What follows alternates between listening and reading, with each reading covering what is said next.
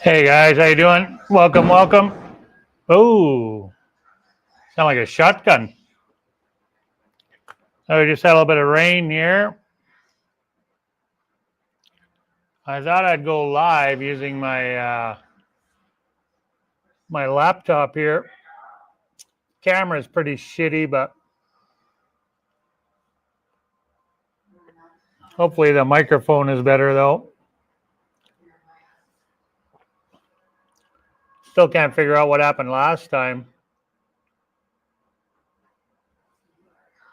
Well, welcome, welcome, guys. My name is Daryl, part of two Gringos of the Gulf here in Oaxaca City, Mexico. Hope you guys are doing well. Well, just hold tough for a minute, guys. Wait for a couple people to hop on. The war would just...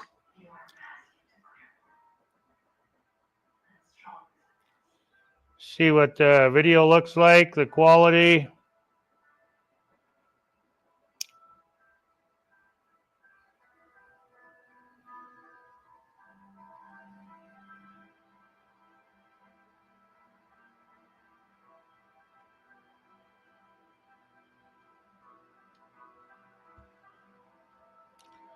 Oh, it's actually not that bad. Doesn't look bad on the phone anyway. How's it sound? Doesn't look bad on the phone anyway. Sounds all right.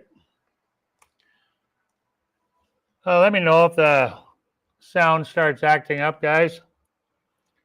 Because last live stream I did, the sound was working perfectly. And then after 30 minutes into the live stream, it started acting up. I have no idea why. YouTube glitch or microphone glitch or what it was, but I just restarted the live and then it started working again.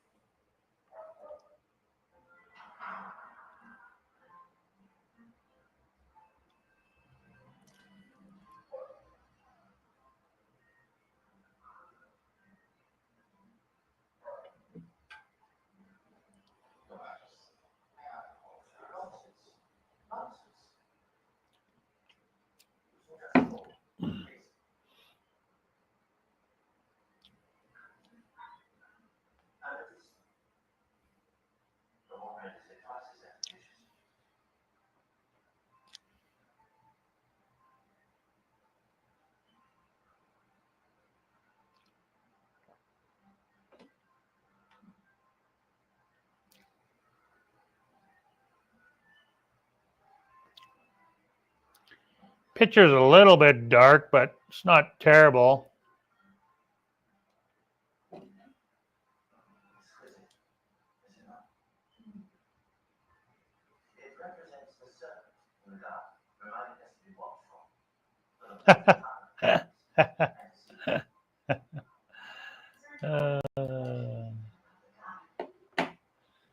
I have to get one of those round Instagram model lights there that all the Instagram models use.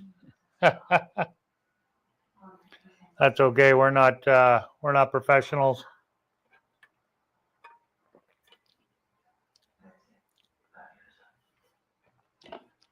Take it easy, relax. Welcome, welcome.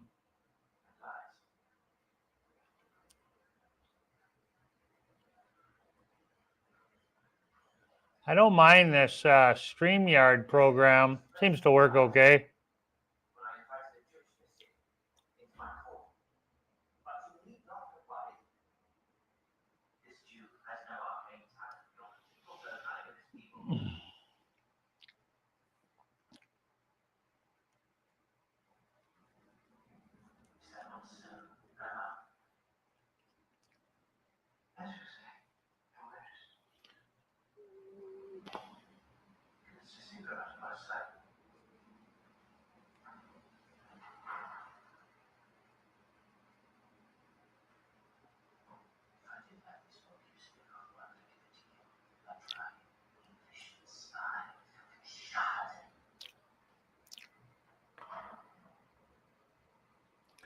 So we had a little bit of rain today.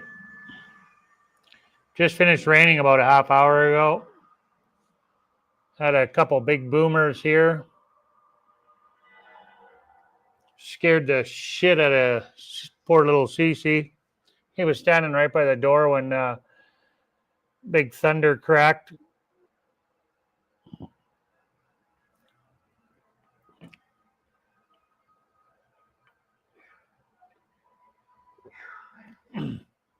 So on Thursday, we went to the bank. We walked about 15 minutes to the bank down the road here, and it wasn't our branch, it was Santander. We deal with a different branch here in Mexico, so we have a Mexican bank account. Anyway, the bank is right on the highway, the Santander Bank, and the doors are wide open to all the ATM machines inside the bank. Yeah, hey buddy, how's it going, man? Yeah, I gotta love a good thunderstorm. Thanks for hopping on. Appreciate it. Hope you're doing well, my friend. Cheers. Sorry, Steve, that's all I got is water. Actually, my water is just about empty. So I just wanted to tell you guys what happened here with the bank. So anyway, we go to the bank and oh, well, that's no good. Crappy weather.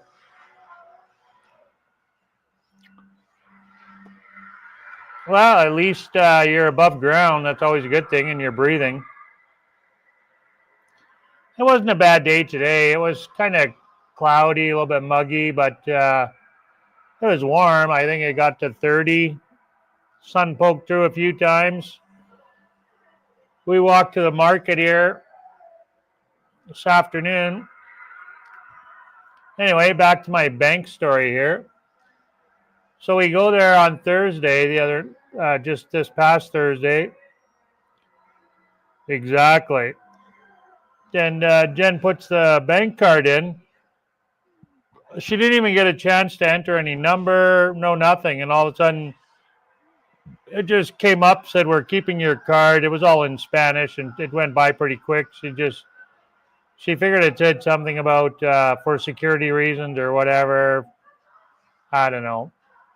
So anyway, it kept her card and never spit it out. And we were right broke, like we had no cash. You don't want to be in Mexico without cash because you need cash. You need cash here. So anyway, I'm like, oh my God, this is not cool. Like, what is going on here? Like, has this machine been tampered with or what? You know, so I'm in a panic. Jen's all calm. I'm like, oh my God, like, what if somebody takes what little money we have and blah, blah, blah. We got to get this straightened out and, you know. So she was able to cancel her card on her app right away, so which is good. So she did that immediately. And then we go back to the house. We waited about 10 minutes. I pushed a bunch of buttons trying to get the card to come out. It wasn't coming out. I mean, the doors are wide open on this the bank, like just to get into the where the ATM machines are. And I'm like, it's probably full of dust and dirt in there. So I phoned my buddy Riley and asked him if he's had any experience with this here in Mexico, because he lives in Merida. He's from Alberta, Canada. I knew him in Canada before he moved here, but anyway, so he lives in Merida. I give him a call, and he said, yeah, actually, you know what? Same branch, Santander. He said, I went there whenever it was, doesn't matter. Same thing happened, but for him, he was able to try to take money out, and it withdrew the money out of his bank account, but it kept his card and kept his money. Wouldn't give him his card, wouldn't give him his money. And that was at Santander, the same branch. So never, ever go to a Santander bank, and don't open a bank at Santander. Oh, my God. That's a big bank here. Like, it's a big, big branch.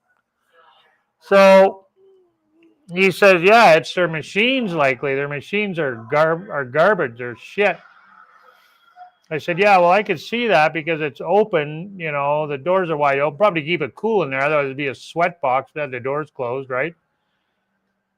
And there's cameras and everything in there, right? Like, there's probably at least 3 cameras in there pointing at the machines. There's a whole, probably 5 or 6 machines in that branch we were at. And they didn't look like they were old derelict machines, but I figure with all the dust and shit off the highway, because it's right on a busy road, the main drag that runs through the city. So one of them anyway. So there's a lot of dust and debris flying around, and So anyway, yeah, he's like, yeah, same thing happened to him. He had to go back the next day to get his bank card, and he got his money a few days later. Everything was fine. Now for us, Jennifer's bank card was expiring anyway, so she wasn't too worried about it. She's like, well, I'm not going to go get my bank card because it's expired. We're just going to cancel that card. There's no numbers on the card. There's no numbers. There's no name. There's no nothing. It's just like a what do you call it? Scanner. I can't think. Sorry. A chip. It just got the chip on it. That's it. There's no name, no numbers, no nothing. Just the chip. So she just left the card. They can cut it up or do whatever, but we got a new card. So another story going to the bank. So she goes to the bank, our branch here in Oaxaca. So she goes there. It's right in the newer part of the city here in Reforma. So it's in a shopping plaza, a newer shopping plaza. She goes there, and they need the CFE bill. She didn't bring the CFE bill. Well, that CFE bill is like the magic ticket for everything. You have your passport, you have everything, but they want your utility bill, which is a power bill. They call it it's a CFE. That's the name of the power company. And the bill could be in the landlord's name, like 90% of the time. Most people, the bill's in your, especially for us gringos, or that are renters, the bill's in the landlord's name, but they still want that CFE bill for identification. Well, the bill's not even in your name, but you got to run around and get this CFE bill. So it really makes no sense. But that CFE bill that's everything. Always try to have a recent copy on your phone or whatever, easy access to one. A lot of times you'll need that CFE bill. It's like a magic piece of paper here in Mexico to get a lot of things done. They want that CFE bill. So she goes to the copy place, gets this. They wanted a printed copy, not just a picture. So she had to go get it printed, goes back, and there was a protest going on. They closed the bank. Oh my God. And this is Friday morning, and she's got to go to work. So, and she's there waiting for the bank to open because the protest was going by. So for safety reasons, whatever, they closed the bank. I said, well, it's probably going to reopen. She said the protest was moving, so slowly. There's a lot of protests here in Oaxaca. Lots. So anyway, she didn't have to wait very long, and the bank opened, and she was able to go in and get it all worked out. So it all worked out. It just took hours where something, it shouldn't take as long as it did, like 3 hours or something. She was gone. It was almost 4. It was over 3 hours. She was gone to get a new bank card. So it was quite the rigmarole. So anyway, nothing ever came of the card being stuck in the machine. So I don't recommend Santander or using the Santander bank machines. No, we don't have to use Wise. Yeah, banks suck everywhere. Yeah, Wise is for people who don't have a Mexican bank account. So we don't really know. I know other channels talk about it and whatnot, but we don't really have anything to do with it. So we're trying to be as fit in as much as possible. We have driver's license. We have Mexican driver's license. We have Mexican bank account. We have Mexican phone numbers, Mexican phones. So we're trying to integrate into society here. We don't use that Wise. Like I said, I know other channels talk about it. I don't know anything about it. So I guess if you don't have a Mexican bank account, it's good. But what we do is we transfer money. Jen uses a company similar to Wise to transfer our money, but it's not Wise. But she transfers our money from Canada to Mexico to our Mexican bank account. And then we can shop or go take money out of our account. So the problem with a lot of those, I don't know about how Wise is, but I know, like, if you're just using the machines and whatnot, if you got to pay rent, and a lot of times you pick up paying cash, you're only limited so many transactions a day. Whereas if you have a Mexican bank account, you can go withdraw as much money out as you want, right? You're not limited to transactions. So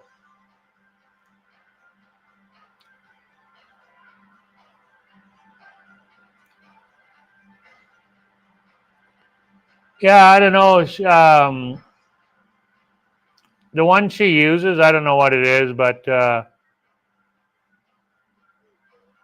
don't know. I don't know what the fee is.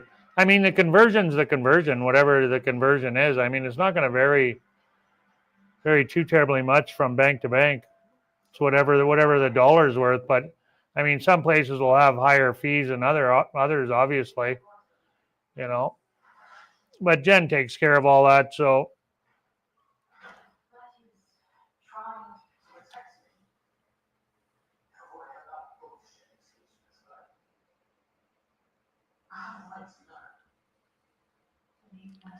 Yeah, I don't know. I don't know what she uses, but I know it's not wise. It's not Wise.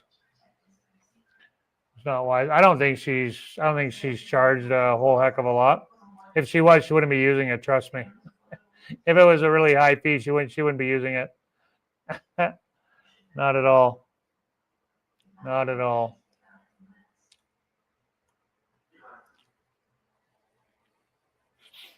It's a hassle anyway. On Thursday, just more of a pain in the ass than anything. I mean, we got some exercise. We walked a half hour down there for nothing, really, but got some exercise. 15 minutes there, 15 minutes back, all uphill coming back. So, yeah. But it all worked out in the end. Like I said, she was able to get her card and a new card issued, and nothing, no fraudulent transactions happened or anything. So I'll never go back to that branch ever again. We'll just go to our bank. It's a little bit further of a walk, but whatever. We could have taken money out the other day. We walked right by there, but just never thought of it. We're down at the vet. Just never even thought of it. So, but yeah, I know that Wise is pretty popular for a lot of foreigners living in Mexico.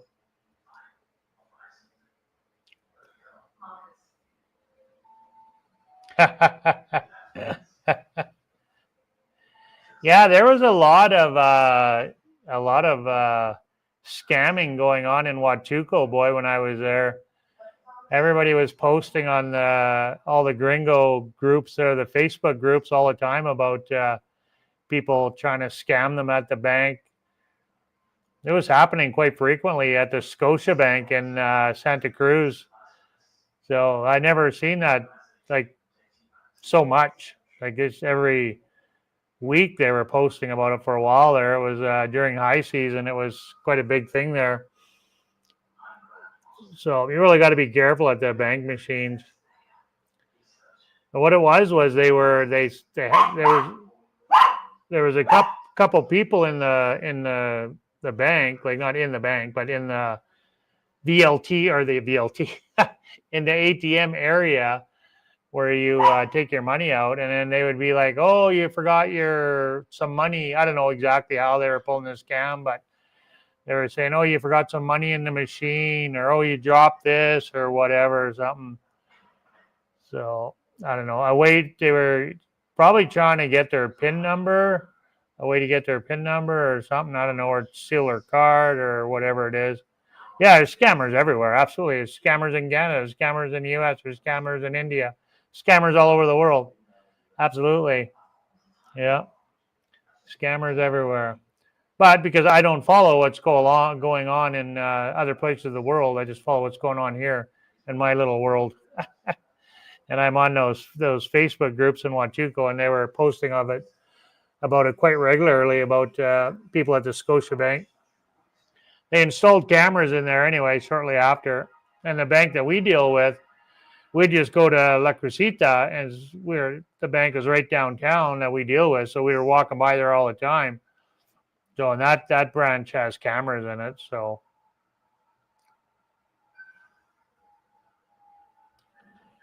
Yeah, for sure. A lot of people are naive, and you want to trust everybody and give everybody the benefit of the doubt, but oh well. So we've never had no problem, but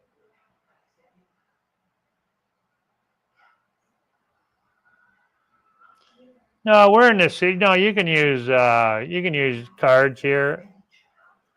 Very few places have tap though. Like I've only seen tap in very few places. Not very often you see tap. Maybe probably more in Mexico City and in the cities, but I know Merida has it in a few places, but it's not like Canada everywhere. You can just tap, right? So I imagine in the US it's the same. You just tap your chip, right? That's not very common here. Not very common at all. There is some places that do have it, but very few and far between. Yeah, I love the tap and go too. They don't have to remember your PIN number or touch that machine or anything. It's a lot quicker, but you can be scammed pretty easily with that tap too, though. That's the only bad thing. But yeah, it's not big here. We pay cash for everything pretty much, unless we're going to the grocery store. But usually, like I say, we shop at the market. We've been doing a grocery run every Sunday. So, yeah.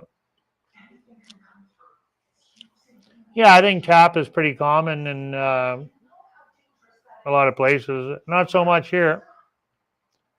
I don't even think in Merida it wasn't that common. A few places had it, but I mean, we like to shop at a lot of these mom and pop places, unless you're going to a big box store or whatever. But even a lot of them don't have it. Jen would know more about it than I do, but I haven't seen it that much. Usually you got to enter your PIN number. Yeah, you can use cards here, no problem. Yeah. A lot of the markets and that, obviously, right? Or you're buying stuff off mom and pop on the side of the road. You're not going to be using your bank card, but I know the little market that we go to up here. Any market that I've gone to. Oh, I shouldn't say that. I've seen some that do have that take cards. Most of them are cash, though. There is some though. I imagine over at Caribbean, when we get over there, there'll be tap in a lot of places, and very Americanized over there in Cancun. And that's where we're going after we leave here. So Yeah, I like the tap. I do. I like the tap and go. So my friend, he just sent me a message there. He's from the USA, but he was in Mexico City. Michael, he was our living below us in Jalapa, young fellow there. He's on a couple videos there. He come to the waterfalls with me and Roger. Anyway, he's like, oh, I went to Tim Hortons. I remember Jennifer telling me about Tim Hortons to get a ice cap from Tim Hortons, and they have one in Mexico City. Well, there's a few in Mexico City. Said, yeah, I got vanilla ice cap or whatever. It was so good. I go, yeah, of course it was good. It's full of sugar. Of course it was delicious. Nothing but pure sugar. He's like, yeah, it was pretty good though. Jen really misses her Tim Hortons steep tea. I wouldn't mind a Tim Hortons, to be honest with you.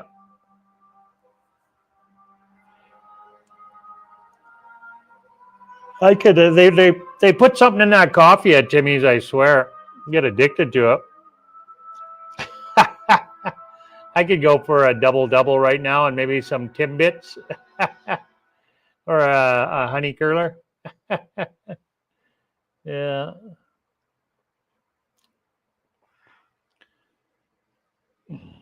Well, glad the sound is working out. Like I say, I'm using my desktop. If you missed that conversation at the beginning.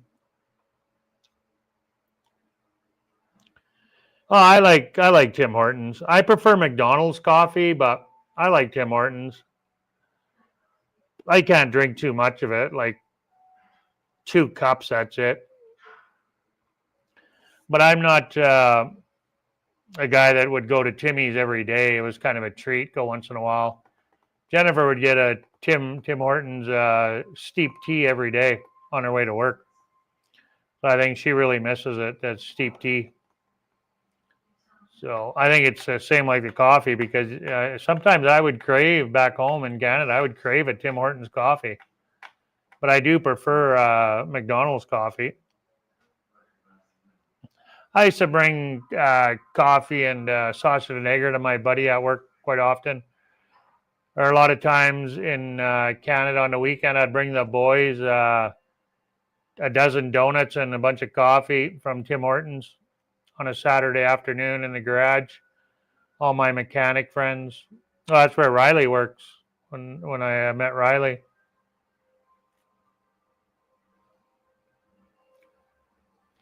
Yeah, I do like McDonald's coffee. Definitely.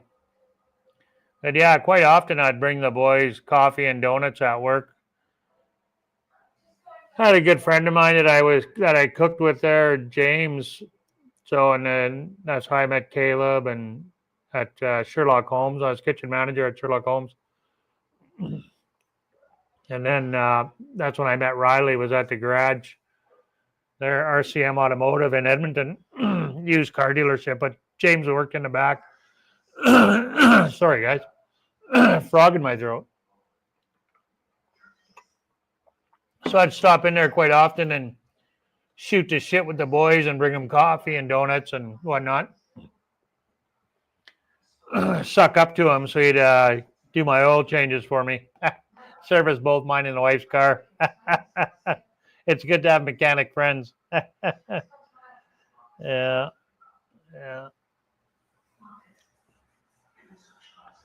How come the weather was shit? You were saying the weather was shit. What was going on with the weather? Rainy?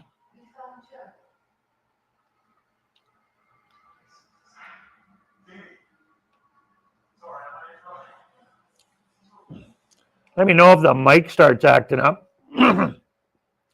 My voice is acting up.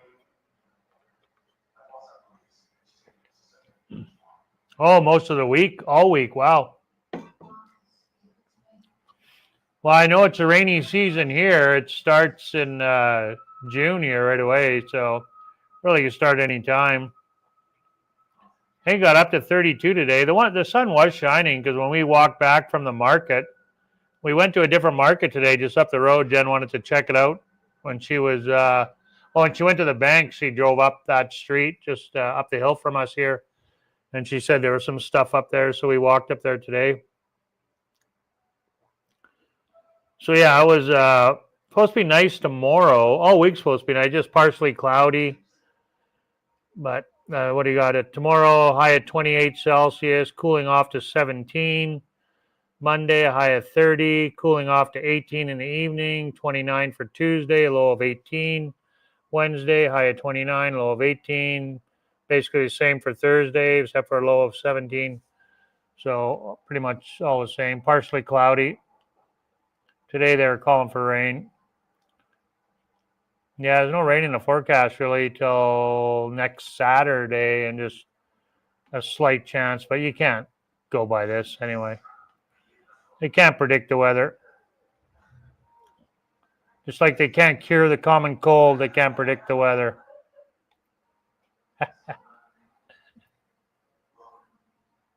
Yeah, I'm going on a bike ride tomorrow, another one, different place though. So I'm hooked up with a biking group here now. So I went last Sunday, and then through the biking group, I met another guy, Larry. He's 70 years old.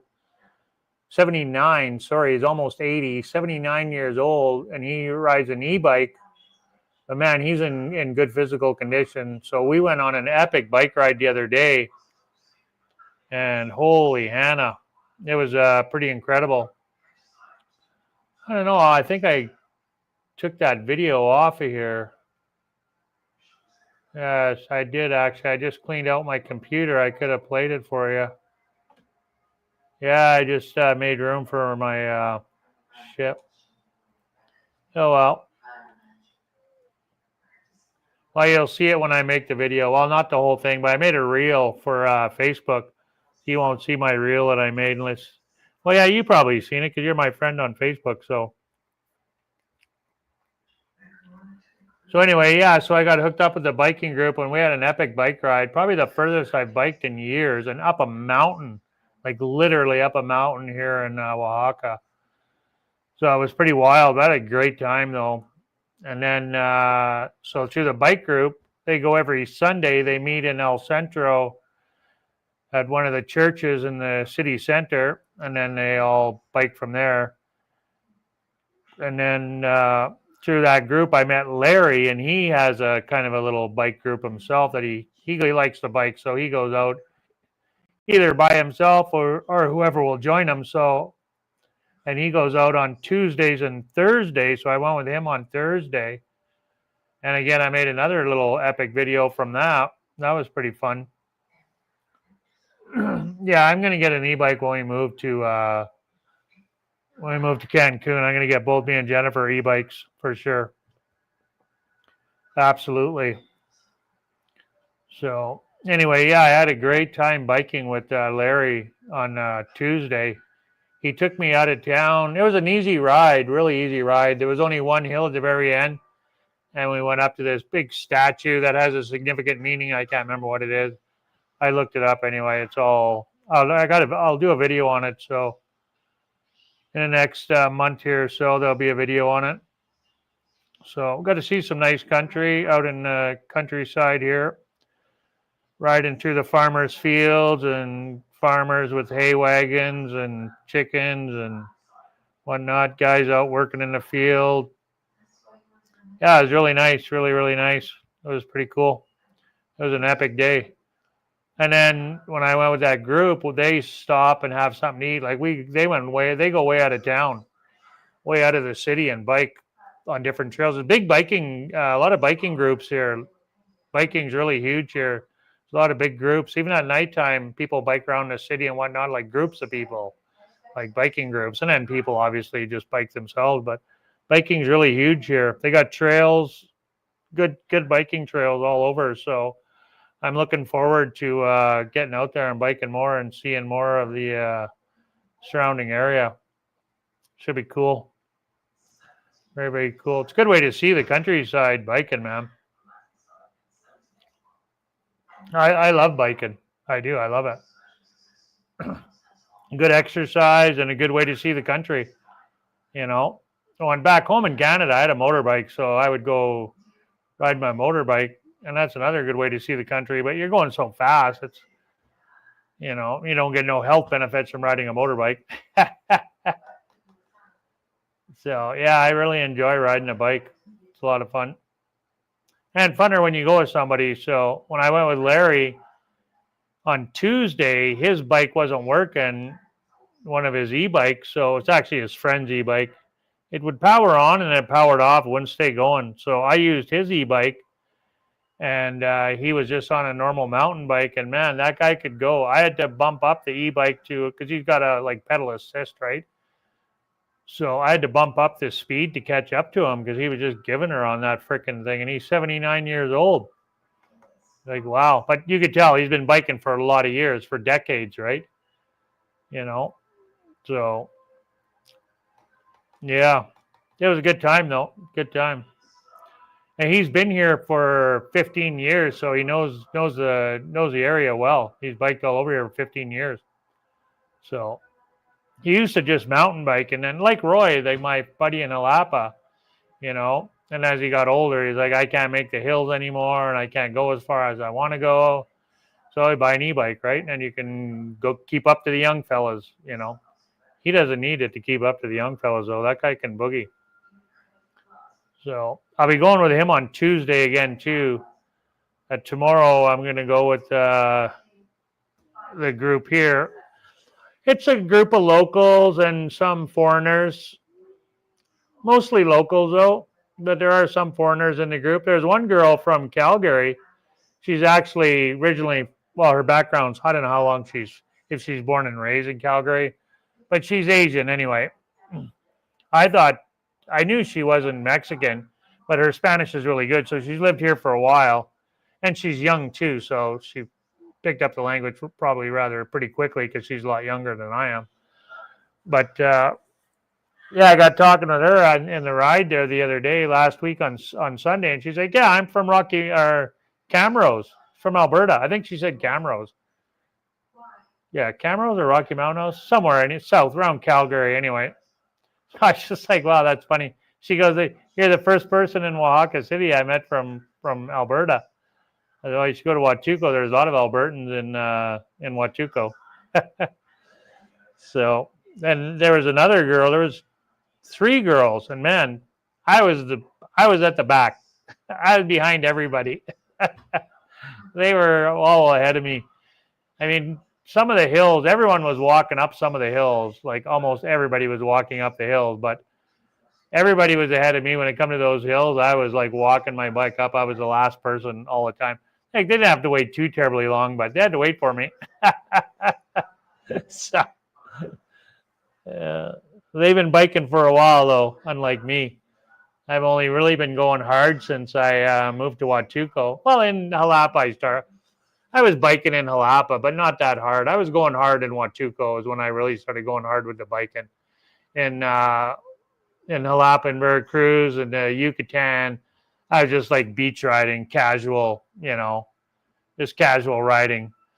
But in Huatulco, I was giving her. I was going up some pretty major hills and getting up early and going biking with Oscar and going to the lighthouse and biking way out of town, to Playa Bocana. And I was going quite a ways. Not as far as I went on last Sunday, though. That was a trek. A trek. It was awesome, though. I want to go back there again because we were up on top of the mountain, and there's not a lot of trees, so it's pretty open, and you're on top of the mountain. It's very open, and it was just a beautiful views. You could see the city. Just beautiful. I got to fly the drone a little bit, but not as much as I wanted to. Those guys were in a big hurry to get to our destination, so I want to go back up there on a more casual ride. Maybe I'll get Larry to take me up there one day. And yeah, when I was with Larry on Tuesday, me and him just took our time, and I told him I want to stop, fly my drone, and do some recording. And I said, "Oh yeah, for sure, no problem." So he is really good. He waited for me. He thought the drone was really cool, and he allowed me to. Yeah, it was just a casual ride. We had a great day. Great day. And I suspect on Tuesday he's talking about hauling the bikes out of town. Like he's got a Toyota SUV or van. I think it's a minivan. Yeah, it's a minivan with the seats out of it.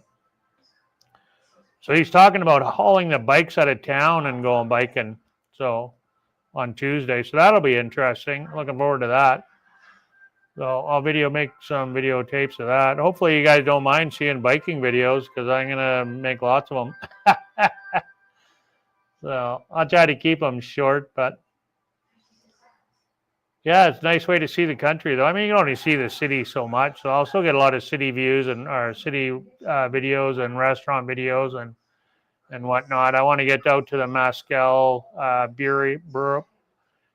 brewery and check that out with my other friend, my local friend there, our guide, Samuel. So, yeah, it should be interesting. Yeah, better a bike than a car. Yeah, for sure. Yeah, I agree. I don't mind doing the car videos because a lot of people, not a lot, but some people want to know how, what is the road like and what's it like to drive from here to there. So, but yeah, the bike you get to see a lot more. Some of my driving videos do not bad and some don't do that great. I guess it just depends, I guess. It depends on the area, I think, and, who's going to travel there and whatnot. But I know myself, if I'm going to drive somewhere, if there's a video on it, I'll check it out. I've never been on that road before, especially here in Mexico. That's kind of why I wanted to do the video between Huatuco and Salina Cruz, because I think a lot of people might want to go down there, and especially the sand dunes are down there. So, I mean, those sand dunes, like, wow, that was incredible. Incredible. Yeah, to try to add some information, obviously, as much as I possibly can, do some research, ask AI. I've been using AI quite a bit, actually, lately. I started using AI lots. So my friend kind of got me hooked on it a little bit here. So I've been using that. Makes my job a little bit easier, and AI is a lot smarter than I am. It knows a lot more than me. So, yeah, I'm really liking using it. So it's doing all my writing for me, and I just type in my whatever and you can just keep adding to it, and it just keeps tweaking it to however you want it, right? Yeah, I love the AI. I just love it. So, and it's handy because it's it just quicker. It's a lot quicker, it's a lot easier, and it's accurate, right? So it can do a better job than I can. So, and I think a lot of YouTubers are using it. They're probably not admitting it, but whatever. I just started using it just I don't know, maybe a month and a half ago. So if you go back and look at my descriptions on my video, you can tell where I was using it, where I wasn't using it, with all the grammar and spelling mistakes. But even the AI, sometimes I got another program for grammar and spelling mistakes, and it corrects the AI sometimes. So, whatever. I gotta go grab some water. I'll be back in a minute. Yeah, and it'll eventually make us all dumber. Well, I'm already dumber, so I don't remember phone numbers anymore. I used to remember, and I can remember my own number, no problem. My number is easy to remember, but I used to remember my tons of phone numbers, tons. I still remember my social insurance card, my social insurance number, and I don't say that very often, but I have it memorized, and I still have it memorized. I can remember it. So, and it's not a number that you're spitting out all the time either, but so 63. Well, it's my birthday coming up. I'm going to be 58 in June. June 2nd is my birthday. Holy crap, a week from Monday.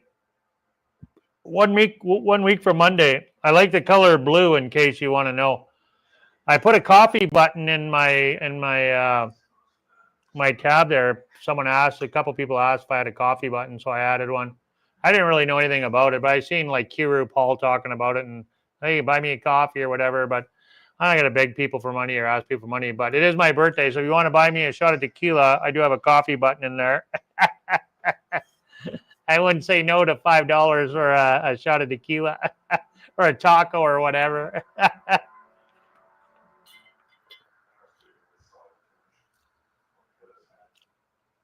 Oh, wow. Yeah, I'm trying to think. I don't think I've ever had my wallet stolen. And I've never lost my wallet, or I might have lost my wallet. I don't remember. I don't recall. No, I don't think I've ever lost a wallet or had it stolen. That's funny with all the weed that I smoked over the years that I never lost anything. Yeah, tequila button. You have to change it to tequila, not a coffee button. Yeah. You got to grab some water. Can listen to Jen's television here. Watching a movie. What are you watching? A Discovery of Witches. What is it? A Discovery of Witches. Oh, A Discovery of Wiccan. It's a movie? Witches. Witches. Oh. Yeah, Jen likes those types of shows. Anything to do with vampires, witches. She's a huge Harry Potter fan. She read all the Harry Potter books, though, before she watched any of the shows. I'm pouring water. I'm not peeing.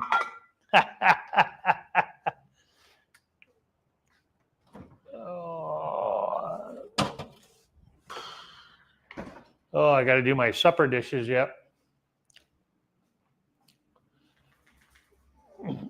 Yeah, so they said we're going to a dam. Gonna bike out to a dam. I think they said it's 50 kilometers or something.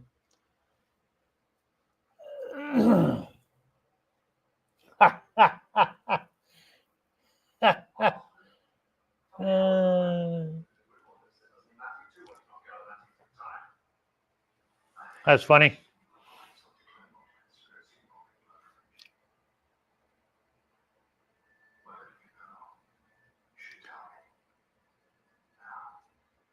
Yeah, I don't mind this StreamYard program other than it's got the little duck up there, but whatever, it's free.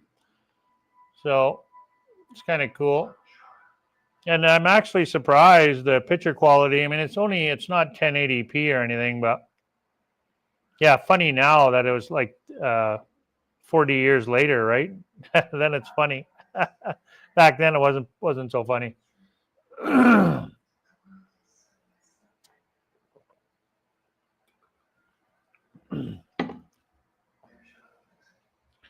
So yeah, I thought I'd go live in the evening here.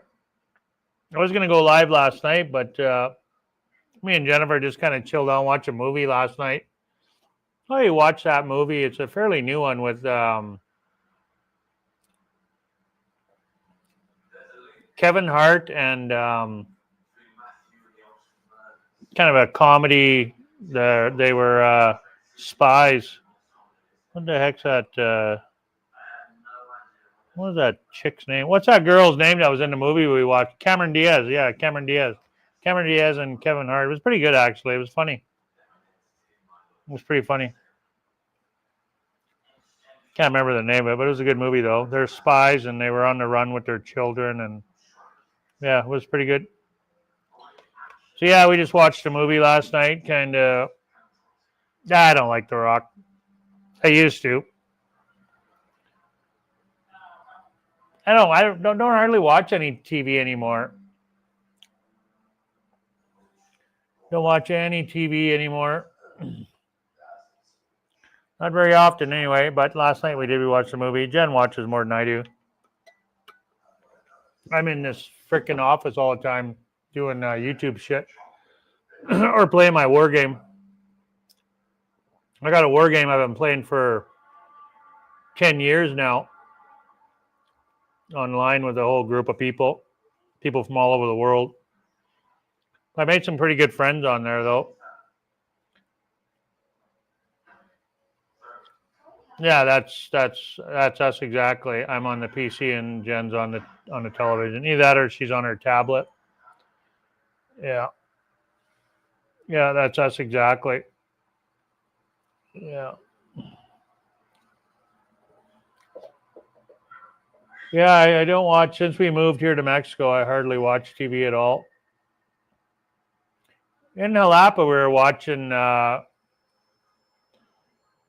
not going to say we don't watch any TV because for a while I hadn't watched any for a long time. And in Jalapa, we were watching like one episode of something every night in the bedroom. We put the TV in the bedroom. We started watching TV in bed, one for like an hour. So it was either I play on my phone for an hour or I watch TV for an hour. So a lot of times we'd watch TV in bed for an hour before bed. But I mean, back home in Canada, we're watching TV. You go to work, come home and make supper and sit in front of the television. That's what we did, Monday to Friday type thing, right? I grew up watching a lot of TV. I watched a lot of TV when I was younger. The TV was my life when I was younger. When I was really young, before high school, junior high. But even then, I watched a fair bit of TV.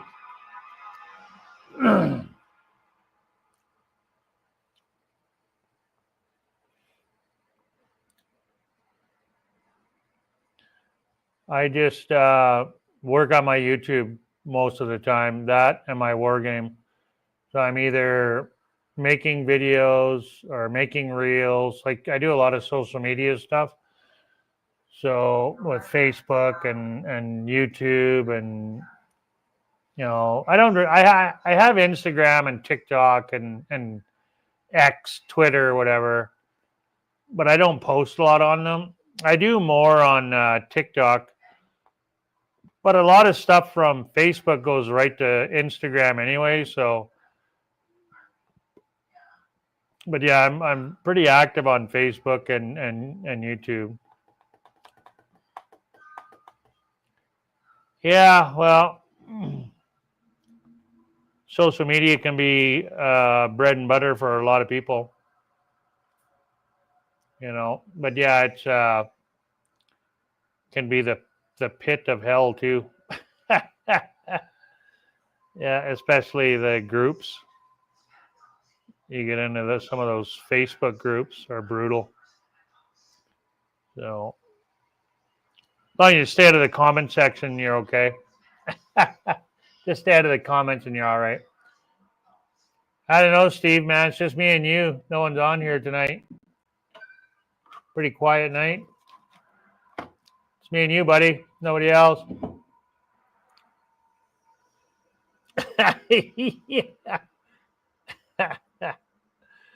Yeah. Well, I am kind of in my own little world on social media a lot of times. So, like here, I'm in my own little world. Whatever.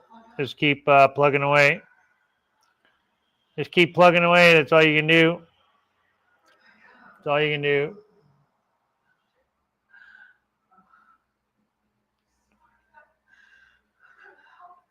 I don't mind social media. I stay in contact with my mom, my sister, my brothers, right? It's a good way to stay in contact with family and friends. So other than that, I mean, I like making those little reels. I do a lot of reels for Facebook. I like making those, especially with this drone, having the drone now, it makes it even more fun. I love making reels with the drone and making little video clips. I'm going to make a video clip for my biking buddy here. He's got a biking business. Like he just fixed my bike. He did a lot of work to it. He had it all stripped down, like stripped right down. Nothing, bare frame. That was it. Just a frame. Had all the wires, everything off, everything. Yeah. Yeah. He was going to charge me 1,000 pesos.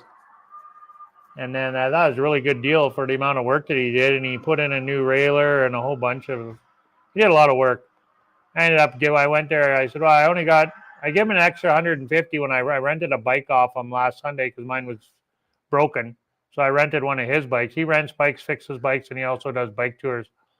So, but on Sunday, the bike tour is free, though. They just get together and you can go with them. Anybody can go. If you have your own bike, then you take that. If you want to rent one, you can rent one. But so anyway, yeah, I gave him an extra 150 pesos. I said, well, I only got 500. So when I rented a bike, I said, well, it was 350 pesos to rent a bike. I thought that was a little bit high. not too terribly bad, but 50 pesos more than I wanted to pay. But anyway, whatever. I rented it for 350. I said, well, just keep the change and then you can put that towards the fixing of my bike. Like, okay. So when I went there to pick it up yesterday, he was supposed to have it ready Wednesday, but he didn't yet. I picked it up yesterday. It was whatever, no big deal. And sorry, I'm wailing the laptop here. So anyway, I go there and I'm like, I only got 1,000 pesos. He goes, oh, I'll give you change. I'm like, no, I don't want no change. Okay, you can just have the 1,000 pesos, man. Because he did a lot of work on my bike. So I give him a good tip there. He was very appreciative of that.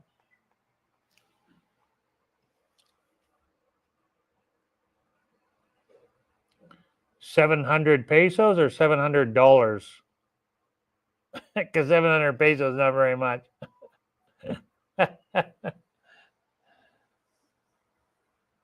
Yeah, I paid my bike. I bought it in Merida, and I paid, I want to say 7,000 pesos for it.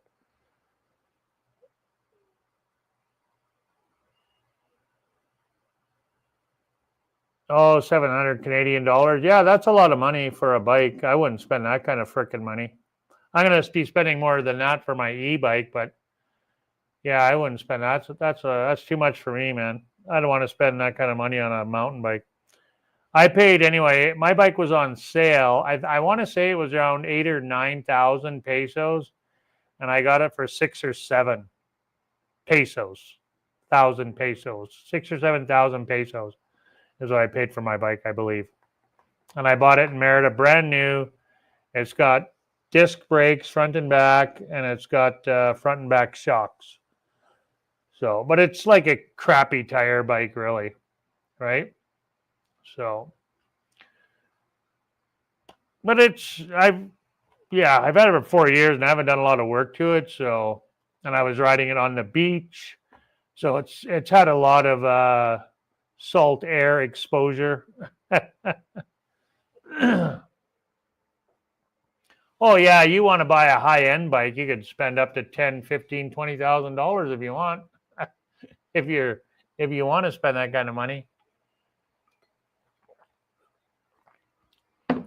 Yeah, I was doing a little bit to my bike, but and really never had a good service for a while. And I don't know what was going on, but my back tire was coming loose, like it was wobbly. So the shaft, one time my shaft was broken. I broke the shaft. It was split. That was in Merida. Yeah, it was right broken, the shaft on the back. So they replaced that, and then I had it replaced again. I replaced that shaft 3 times now. This is the 3rd time, but this time my buddy here, I can't remember his name. I'm terrible with names. He put in a better quality shaft, one of those quick release ones. Let me look here. So yeah, he upgraded my shaft this time, so hopefully I shouldn't have any problem because I just been replacing it with the same shaft over and over again. So I don't know. And the way my bike is designed, he said, that's why I have problems with it. So yeah, it's a quick release shaft. It's thicker too.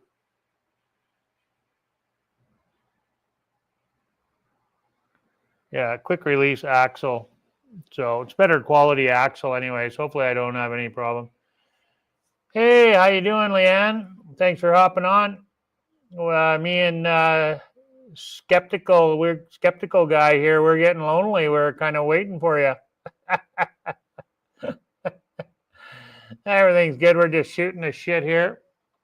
Talking about bikes, real exciting stuff. Real exciting stuff.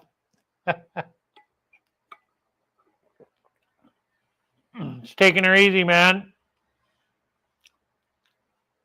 Nothing too crazy. Hey, Bill, how you doing? Peace.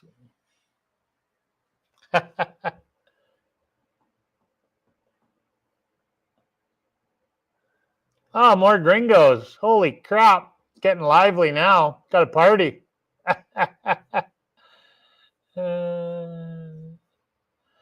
Hey, thanks for hopping on, Bill. Oh, okay. Yeah, you guys are on. You're like me and Jennifer have 2 YouTube channels. Except for Jennifer doesn't do anything with hers. Oh, don't be jealous. Jealous is not a good trait. Never be jealous. I'm not jealous of anybody. I'm probably jealous of stuff that you do and you have.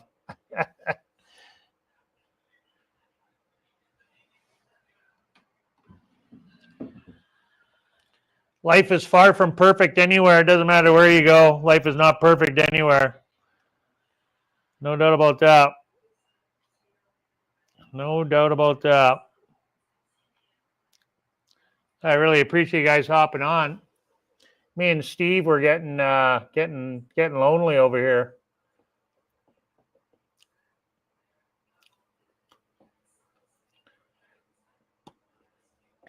Are you guys going to come to Cancun?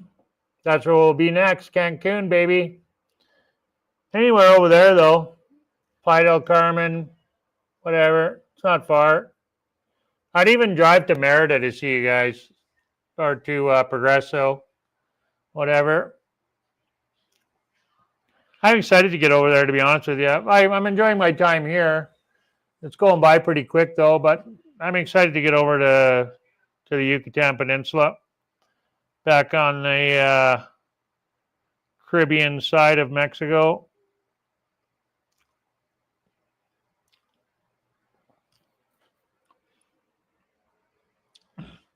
Well, you just got to get her to watch some of my videos, man. Show her all the good ones of all the sweet spots.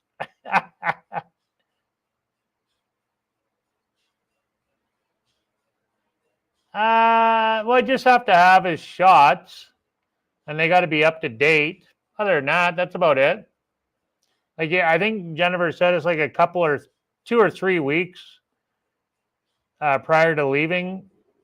It might be 2 weeks prior to leaving. He has to have all of his shots, and then you have to have his paperwork. Anybody that tells you you don't need the paperwork, you do. You need the paperwork. When we flew here, they moved us into secondary to check out Cece. That was flying here. So I imagine it's to be the same at the border. They're going to want to see his paperwork. No doubt about that. No doubt about that.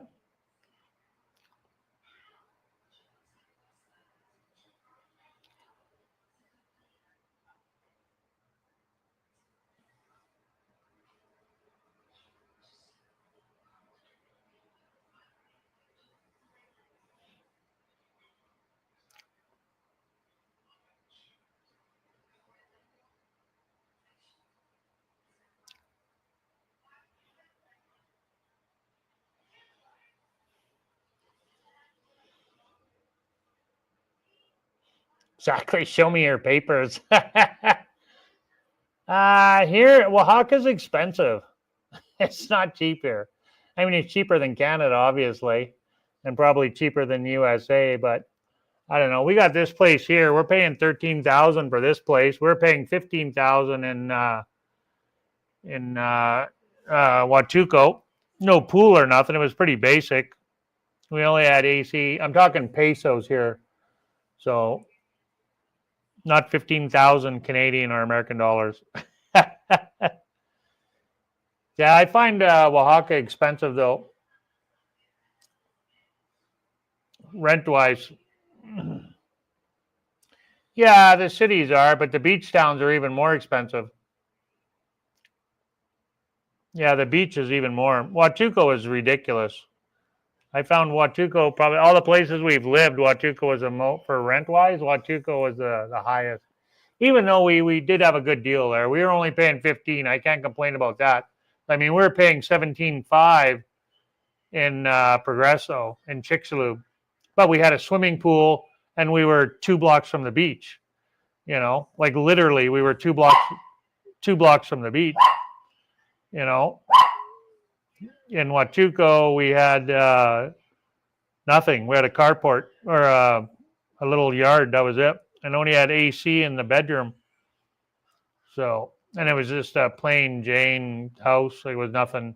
It was all right. It was not like it was run down or dirty or anything, or it was a decent place. I mean, you've seen videos of it. It was nice. I liked it, and it wasn't all that bad. Yeah, he had to say hi to everybody.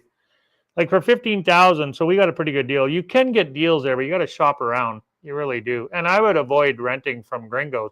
If you're going to rent from a gringo, you're going to pay. If you're going to use a gringo realtor, you're going to pay gringo price. It's that simple. You are.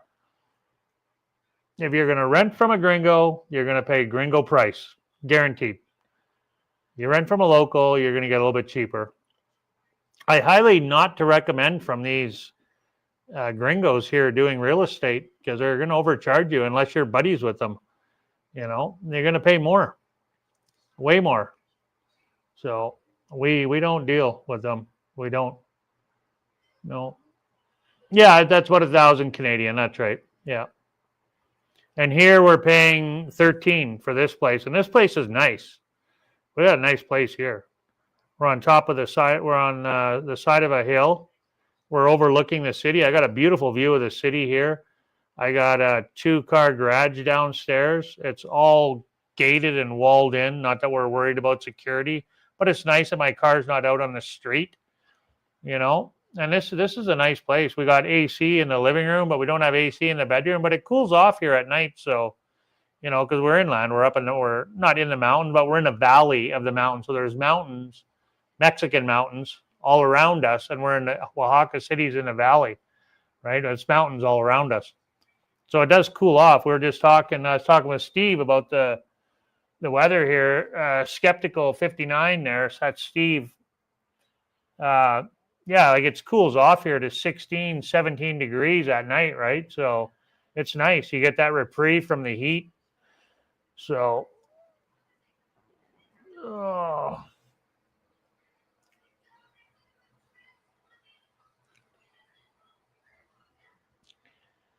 yeah, and I was comparing the prices like over in, I got a realtor friend. So I was saying about not using these gringo realtors, but we are going to use one in Playa del Carmen because she's my friend and I trust her. So, and she's got a really good place, and she's a licensed realtor, and she does real estate all over the world, not just here in Mexico. So she knows a lot of people. She's got a lot of contacts and whatnot, and she's not going to gringo price me because she's my friend, and I know what she's paying. She's got a really sweet deal over there in Playa del Carmen. She's across the highway, but still not far from the beach. Like Playa del Carmen's small, and she's paying 12 or 13,000 pesos. She's in a Privada, a gated community, brand new for 13,000 with I think she's got a pool, shared pool and everything. Like it's beautiful. She sent me pictures and whatnot. So you can get some pretty good deals over there if you don't want to be right on top of the beach. If you don't mind being a 10-minute car ride, which we don't care. I don't need to be on the beach. Like, honestly, when you're living here in a beach town, you're not going to the beach every day. You're not going to the beach every day. You might have it in your head that you're going to, but you don't. You just don't. After a while, the novelty wears off. I love the beach. Like we're beach people, but even when we lived in the Yucatan, we're a few blocks from the beach, we'd go all the time. But as time went on, you're just not going every day. So to be a few blocks away and get way less rent, if I can get rent for $7,000-8,000 pesos less to be a 15-minute walk or a 10-minute bike ride or whatever, I'd rather be away from the beach than have to pay that high-end rent. So we learned quite a bit when we first came here 4 years ago. It'll be 4 years in October, and like we move around, right? So we're renting all the time. So we've learned a great deal about the renting racket here in Mexico. Yeah, we sold everything. Yeah, I have in my playlist. If you go to my playlist, I created a playlist from when we first came to Mexico, and it'll answer all your questions. But yeah, we sold. I mean, I'll answer your questions now, but if you want to go back and look at my playlist, you can see in there. But yeah, we sold everything. Like we applied for our residency in Canada in Calgary before we left, and we got our temporary residency in Calgary before we moved here, and we sold everything. We had a house in Edmonton. I had an antique truck. We both had vehicles. We had a garage full of stuff. You know, we had a 2-car garage, 3-bedroom home in the north end of Edmonton. We sold absolutely everything, all of our belongings. What we couldn't sell, we gave away, you know. So a lot of stuff we gave away because people don't want your junk. People don't want your used stuff. I had a really nice leather jacket, like $500, $600 leather jacket, a biking jacket with a nice embroidery on the back and, you know, a skull and a beautiful jacket. I couldn't give that thing away. And it was in beautiful shape. It was beautiful, beautiful jacket. I couldn't give it away. I gave it to a guy for $50, only because he come over and he wanted to buy Jennifer's leather chaps for his girlfriend. Jennifer had pink leather chaps, so he came over for that. And maybe her jacket too. And then he looked at I said, well, I got my jackets for sale too. He goes, well, it's too small for me. He goes, well, I said, $50, you can have it. It's a $500 jacket, you know. Yeah, he took it only because it was so cheap. And he said, well, maybe it'll fit my friend. So, I don't know about now. I don't think so. I'm reading online. People are still getting it, you know. You know. Yeah, they're the same.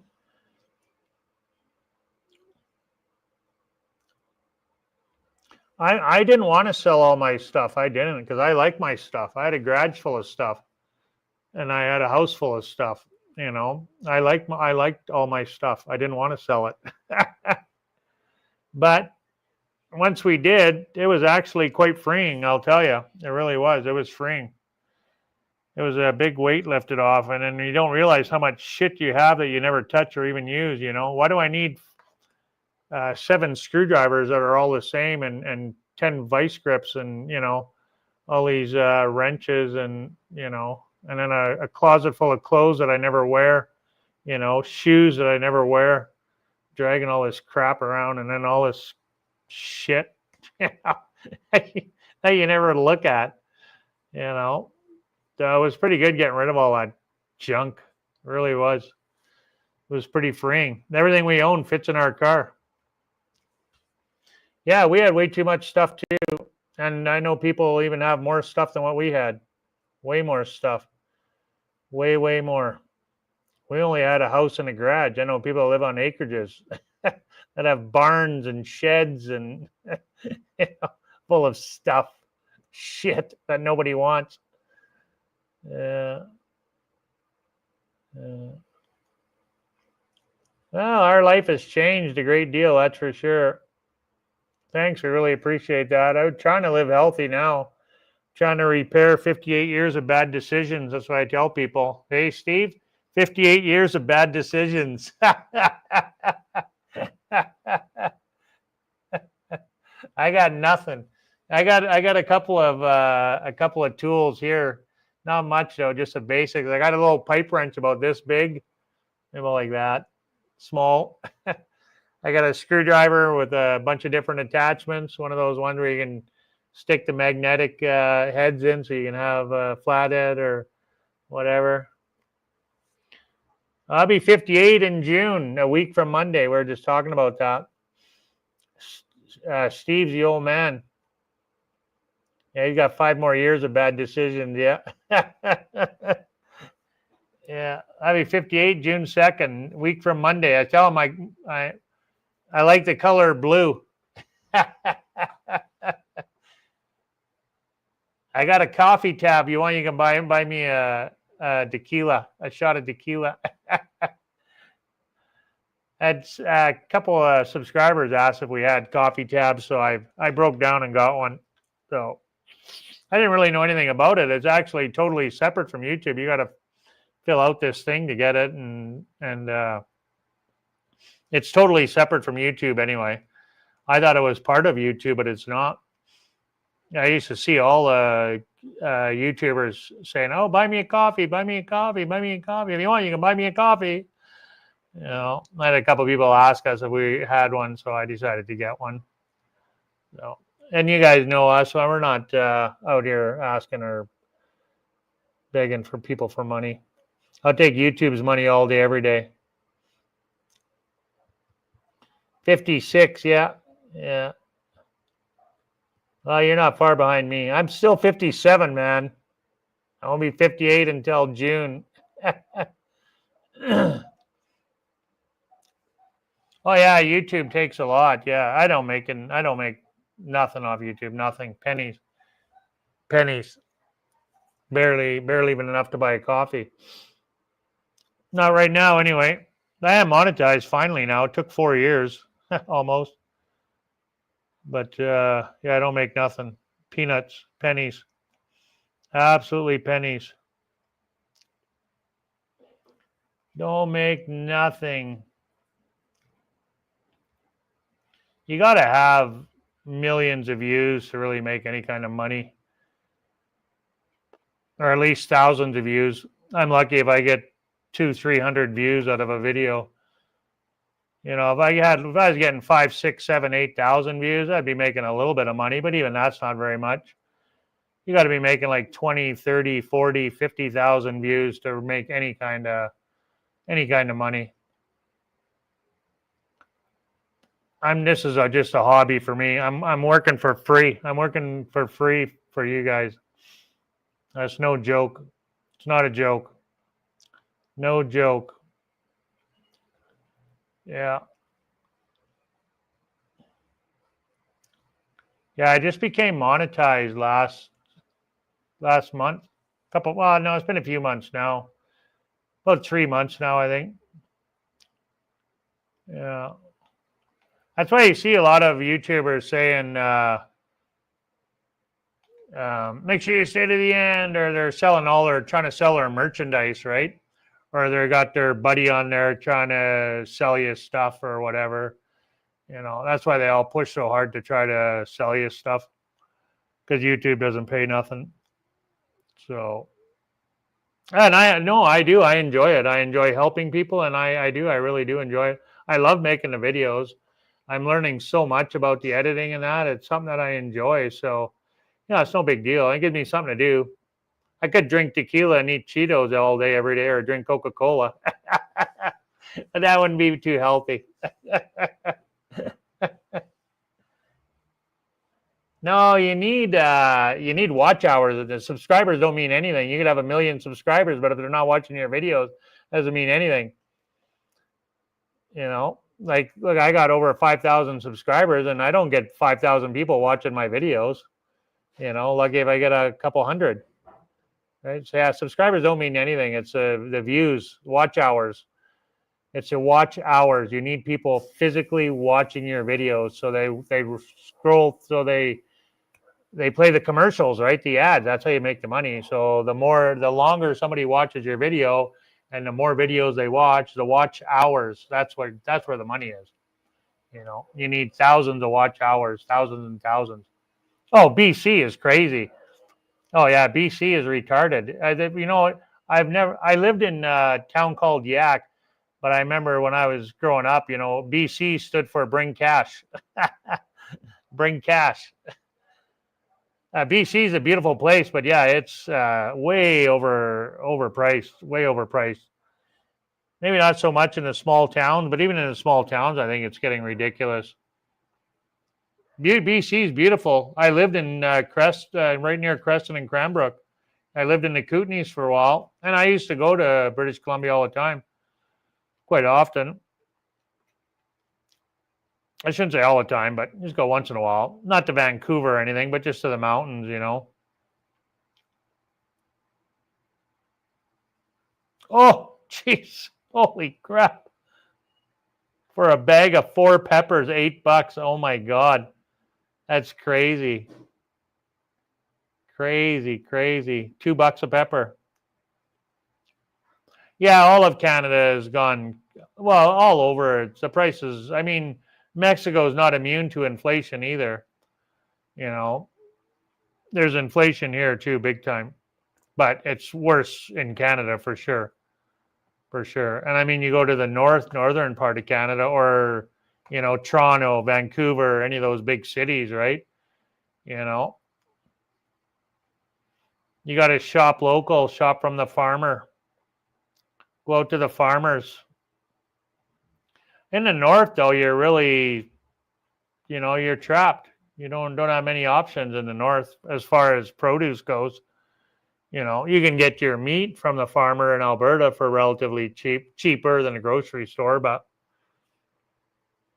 we started buying ours from a wholesale butcher in Alberta before we moved. Probably about 3-4 years before we moved, we started buying our meat from a wholesale butcher out in the country. And it was awesome quality meat, and it was way cheaper than the grocery store. It was better quality, and it was cheaper. It was right fresh from all the local farms in northern Alberta. My mom buys meat from there. What's the name of that company? Calahoo Meats. Yeah, the town of Calahoo, just outside of Edmonton. Yeah, great place to buy your meat, man. As far as the produce goes, you're kind of stuck though, unless you're living south where they can grow that shit. But it's all imported, right? So comes from Mexico. But they spray it with chemicals though before it crosses the border. That's the only thing. Yeah, it's all sprayed with chemicals so they can ship it and it'll last longer. The food is way healthier here, man. So much healthier. So much healthier. $14 for a cooked chicken. Oh my God. I remember it wasn't even that long ago. It was like $6, $7. Good gravy.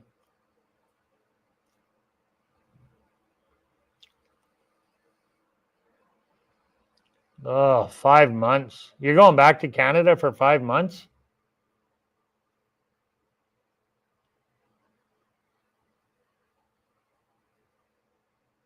Yeah, that's why we buy everything from the market.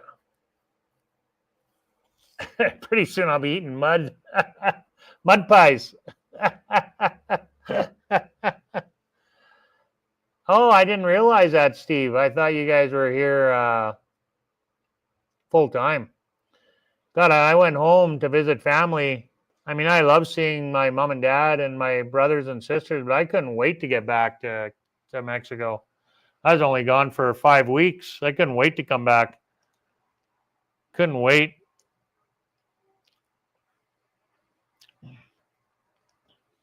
I feel so much better here. Yeah, the food is better. It's everything. It's my mental health, my physical health, my mental health. Everything's way better living here. Yeah, I didn't know you were going home. Oh, you guys live here full time like us?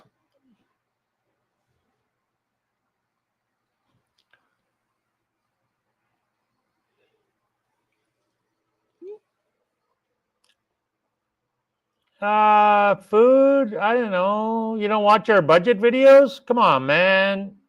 We put out a budget video every month. Every month we put out a budget video. Jennifer works so hard on those budget videos. It varies. It depends.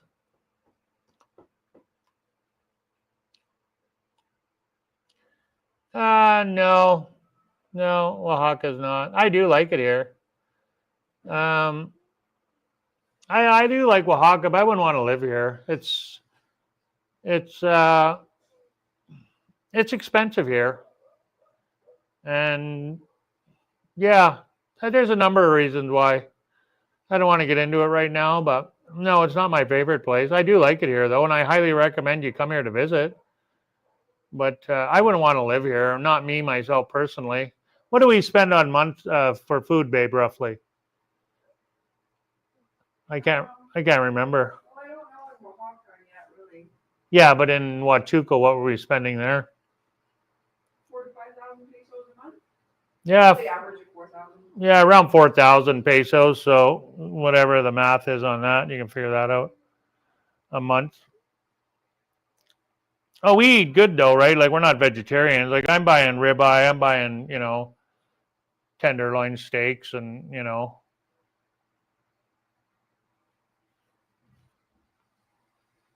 Leanne says hi, Jennifer. Yeah, so around 4,000 a month.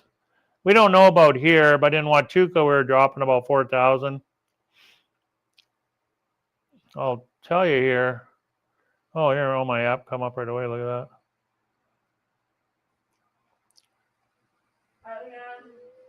She says hi back. So yeah, around $300 a month, $300 Canadian or 200 US. 200 US. Yeah. Yeah, you're quick, Steve. I had my app going. You're quicker than I am. Yeah, around 280 a month. We dine out more now than we did back in Canada. Like in Canada, we didn't dine out hardly at all because we're both working, right? Now we dine out a little more often. So our dining out budget is a little bit, can get high sometimes. Like when my family was here, we dined out quite a bit. And then when we had friends coming, I've had like here in Oaxaca, though, we had more subscribers reach out to us in Oaxaca than anywhere. Man, we met a lot of subscribers here in Huachuco when we were at the beach there. People that reached out to us, and I went and picked them up from the airport and showed them around, drove them around. I met so many amazing subscribers since we were here, and I just I loved it. I loved it. It was awesome. I met some really great people. Yeah, we're recognized quite a few times in Huachuco too. I'd be biking and be like, "Hey, two gringos! I seen your YouTube video."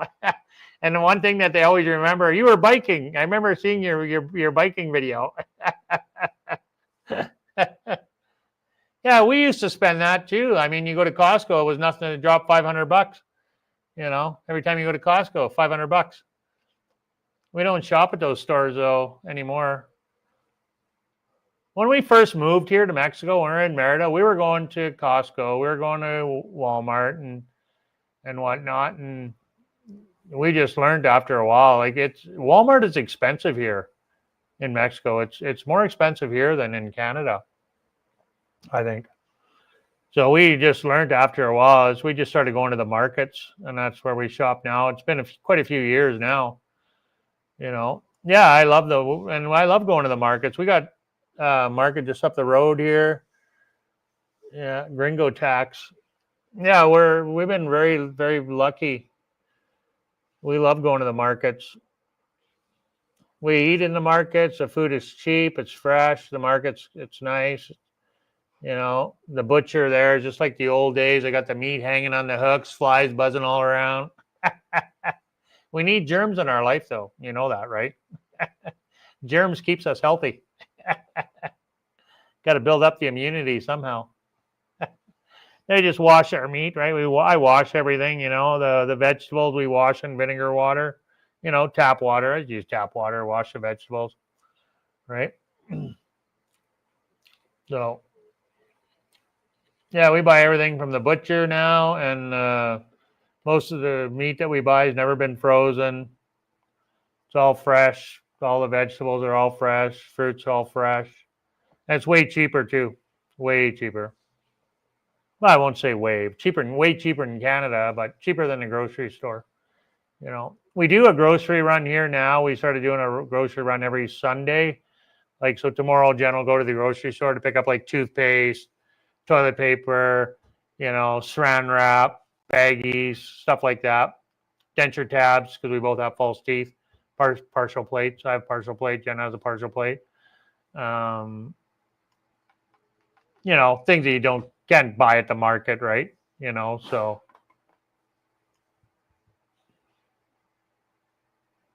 Yeah. Well, yeah, it's here too. I mean, you go to an organic store here in Mexico, you're going to pay more, right? Yeah, exactly. What doesn't kill you makes you stronger. That's right. I feel great. Yeah.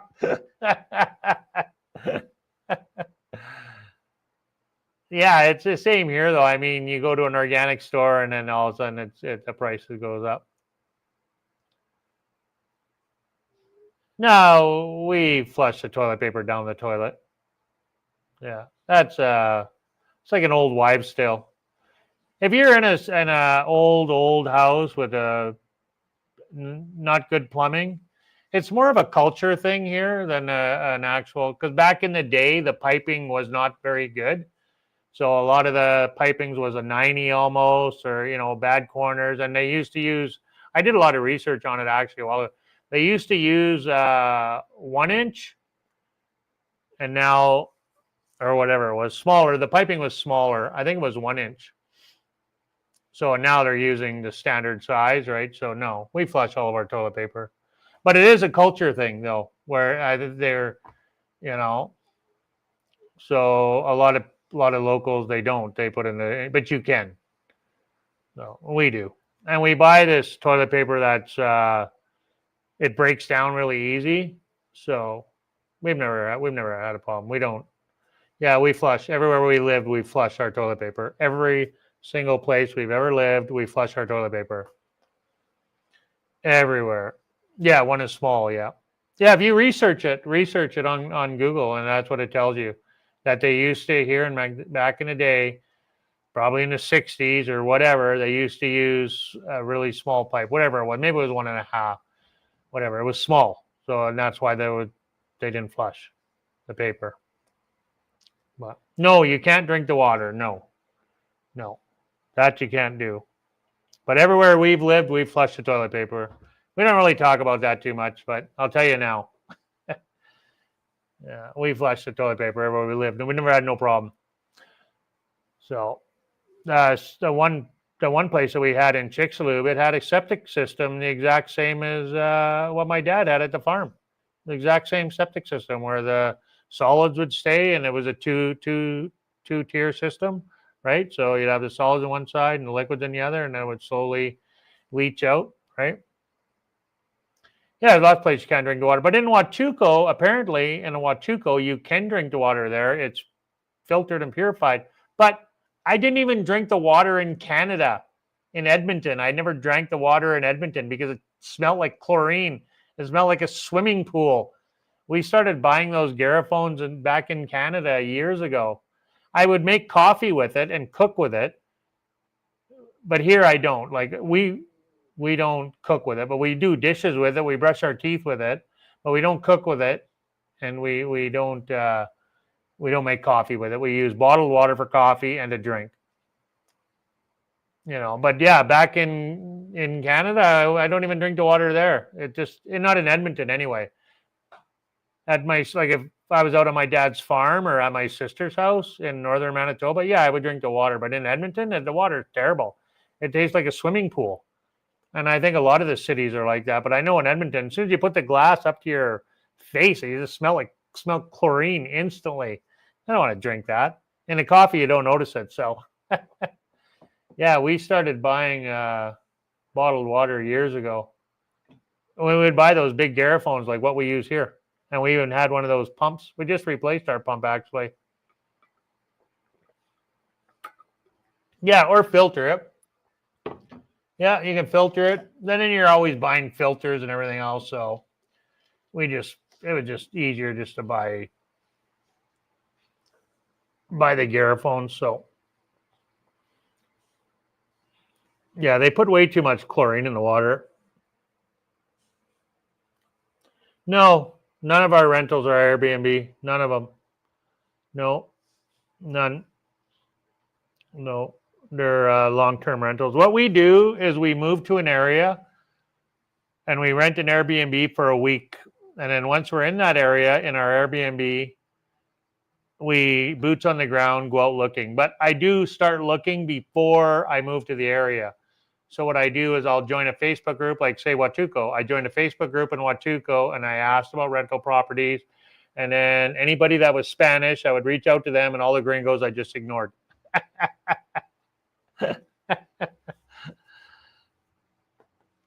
So yeah, that's what we've been doing, and that's worked the best for us. And never pay money to anybody, even a white person, because they're going to scam you just as much as anybody else is going to scam you.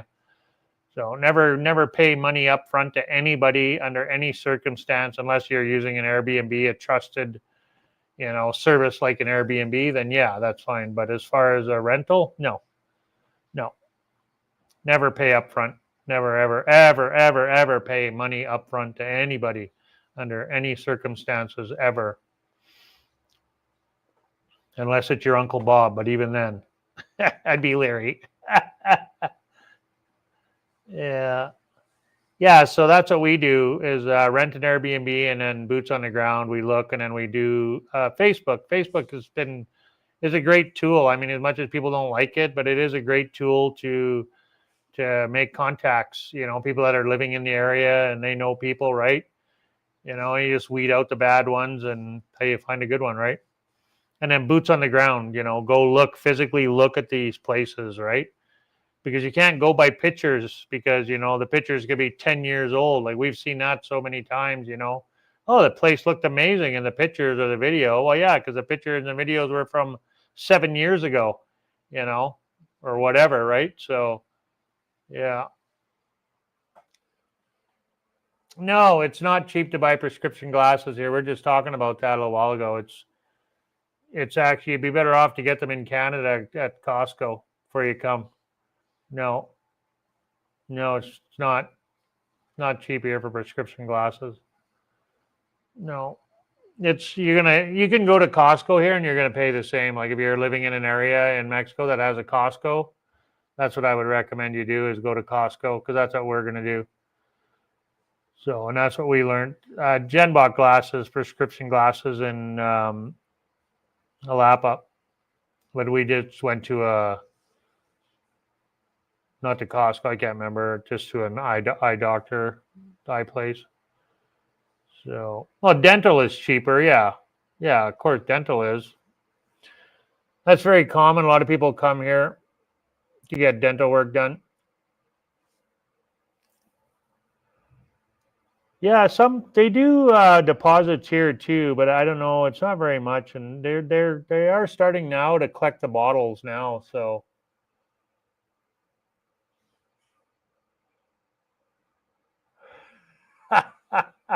hey, I'm just reading back in your comments. I'm way behind. Sorry.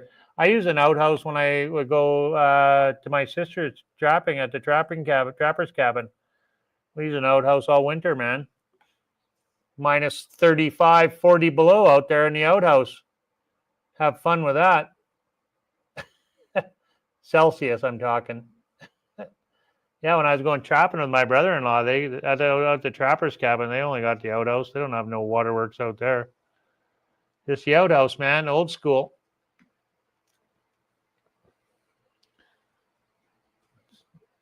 Yeah.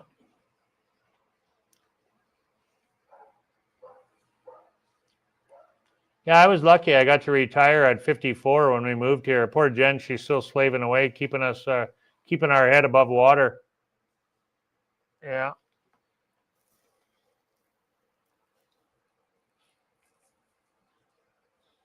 Yeah, that's not bad. $400. Yeah. I think at Costco is about the same. Might be a little bit more here even. I don't know. What about glasses from Costco here, Jen? Is it the same as Canada or a little bit or more?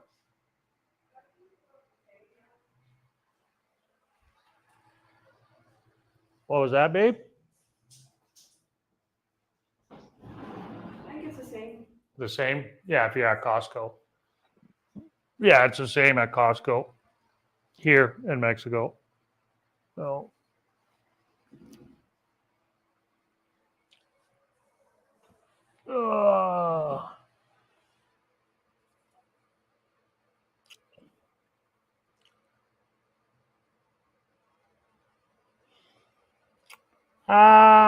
Well, I don't speak the language. Jennifer does, so I'm fortunate there. But there's a lot of gringos that live here that don't speak Spanish. Lots and lots and lots.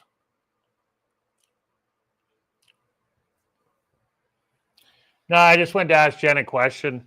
I'll use my app on the phone, like Google Translate on your phone. I mean, that's, save your life a lot of times. And make a Mexican friend that speaks English to help you out. a lot of Mexicans speak English. There's lots. So I can't wait to get back over to Merida. I miss all my friends over there. Well, not to Merida, but in the Yucatan. We'll be closer to our friends over there, so it'll be nice. Can't wait.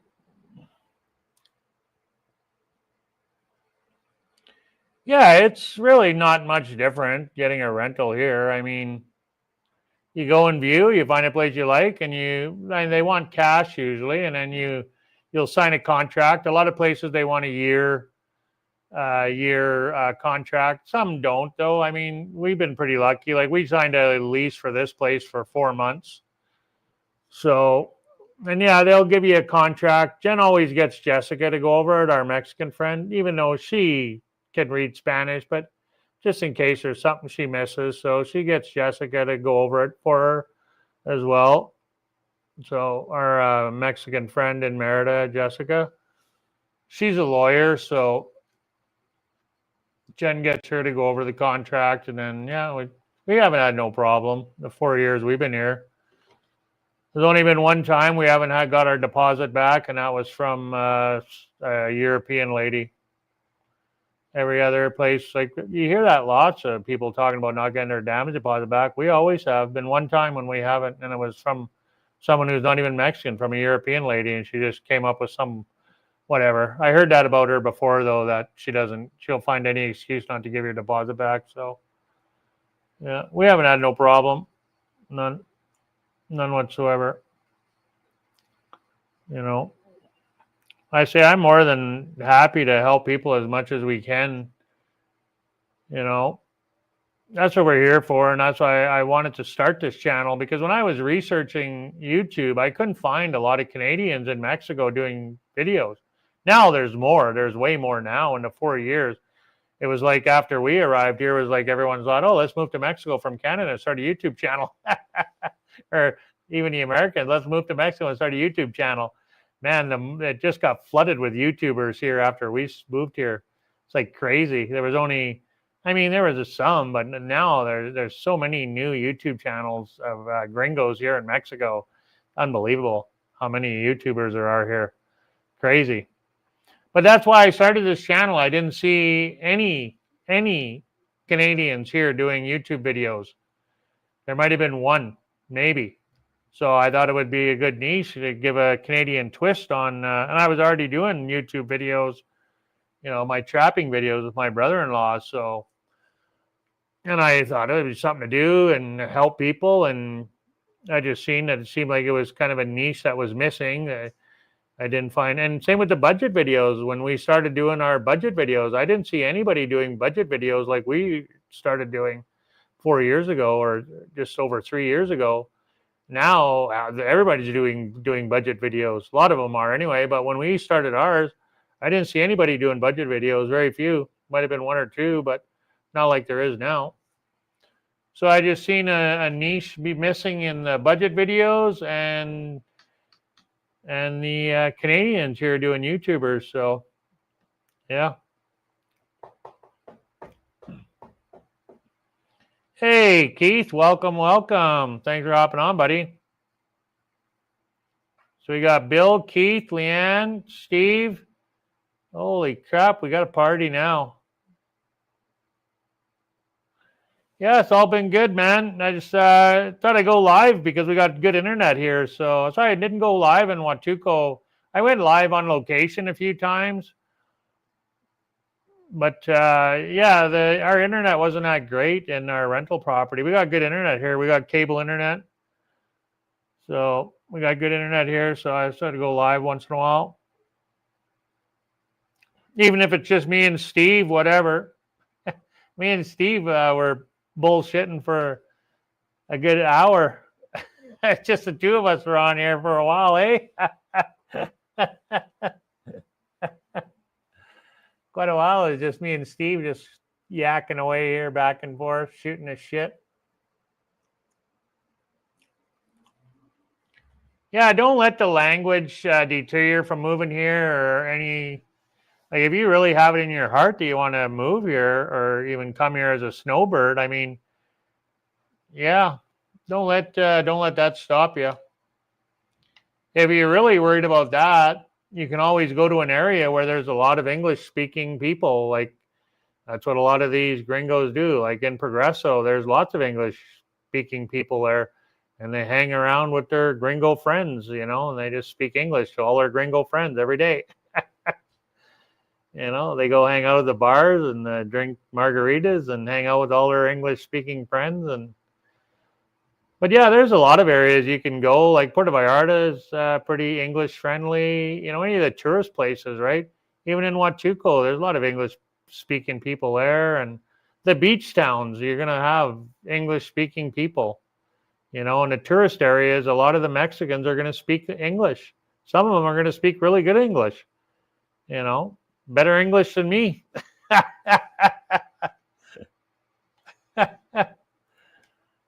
So yeah, don't let that stop you. There's a lot of English speaking Mexicans here, and a lot of gringos here. A lot of gringos all over. You can't escape the gringos. Frick, I'm trying to escape them, but I can't. Jalapa was the only place I could really escape the gringos. Yeah, I'd rather learn Spanish too. Yeah, me too. Learn the language. You're in a foreign country, learn the frickin' language. But I'm just saying, don't let that stop you, the language, from coming here, right? If that's what's holding you back. Okay, enjoy walking your dog. Jennifer did that. Thanks for hopping on, Leanne. Hope we helped you out there a little bit. Take care. Bill, you've been quiet for a while there. I know you went to walk the dog too. No, we don't border hop. Sorry, Bill, I didn't see that. Or Leanne, sorry. No, we don't border hop. No, we live here. We have our residency, our green cards. We have our green cards, man, and they are green. Green, green, green.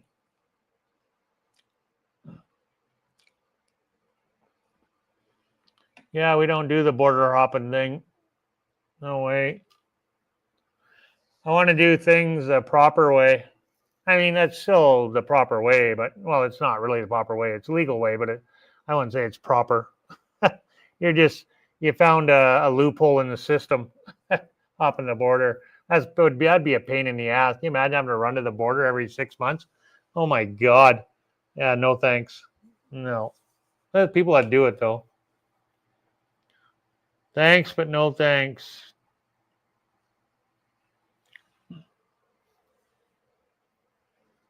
Oh yeah, we got our residency before we left Canada, man. We applied in Alberta.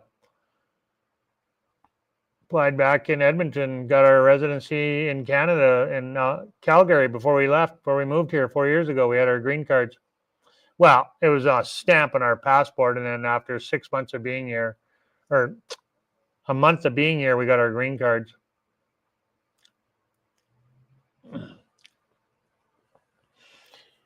Yeah, we got our green cards. We apply for our permanent residency here in October, so our permanent, so we're just on our temporary residency right now. The way we did it, we have temporary residency for 4 years, and now our 4 years is up in October, so when we're in Cancun, we'll go apply for our permanent residency. And it's just a formality. I mean, they're just making sure you're not a criminal, you're going to be a good boy and girl while you've been here. So you've been here for 4 years, you haven't been in any trouble, serious trouble, so haven't got kicked out of the country or anything, haven't got thrown in jail. So yeah, it'll be no problem. We'll just go apply for that, and we'll get that in October. We'll let you know, man. Stay in the loop, man. Get it together. What the heck?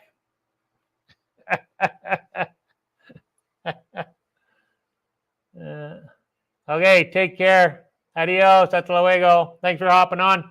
Appreciate it. We're going to miss you while you're gone. Both of you. Crazy bastards.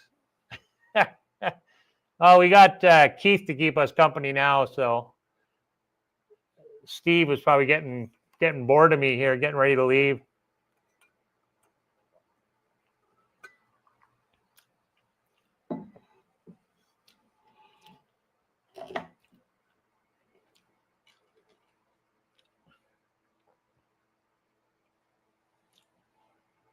Yeah, I'm excited to get that out of the way, and then we're done. Get that in October, and that'll be one less thing we have to worry about.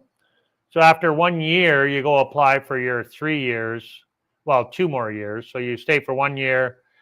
And then after your 1 year, then you apply for your 2 more years. And then that gives you, or sorry, 3 more years. And that gives you your 4 years. And then after your 4th year, you go apply for your permanent.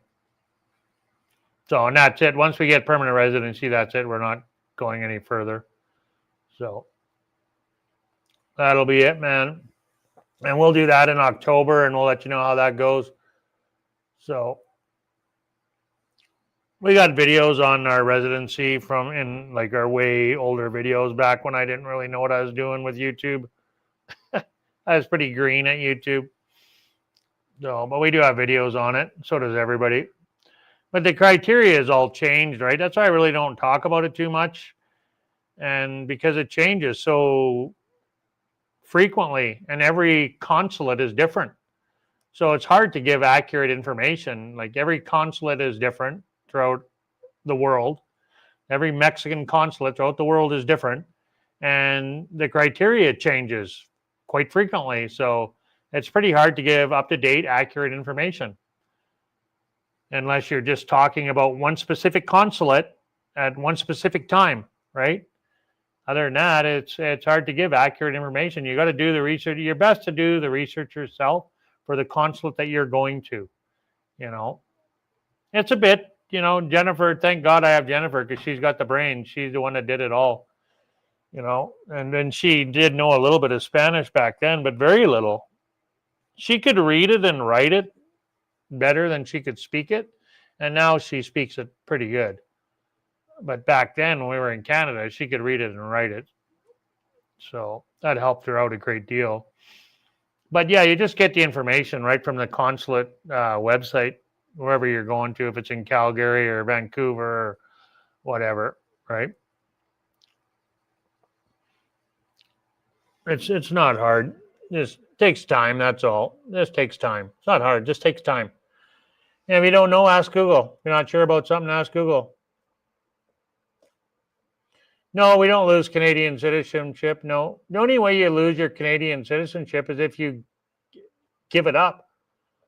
No, you're always a Canadian citizen. Yeah. Yeah. You'd have to literally forfeit your Canadian citizenship, and we're not doing that.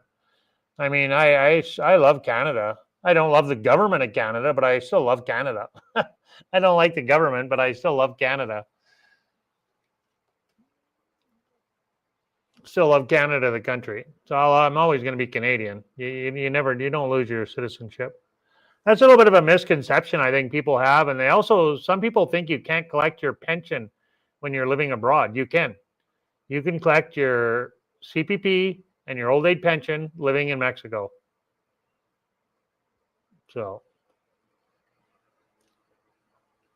yeah, no, I didn't mind the winters really, to be honest. Like I don't know, I'm kind of torn. I like winter. I like winter. I did a lot of stuff in the winter time. It was when I was off.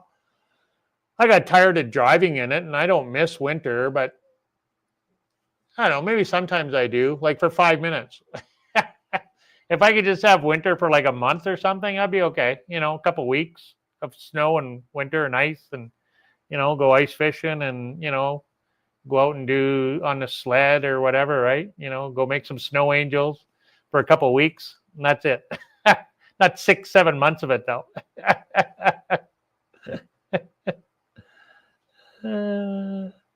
Yeah, I'm done with winter. I am too. 54 years of winter is enough for me.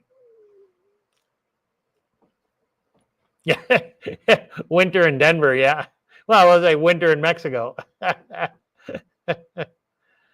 Edmonton, yeah. Yeah, way too long for sure. Way too young. Yeah, minus 30 gets old, yeah. And minus 35, 40 gets even older quicker. No doubt. So the microphones, the sound has been good, eh, Steve? Had no problem with the sound at all on this video. Last time I started crackling after 30 minutes. I don't know what the frick was going on. No one's complained anyway.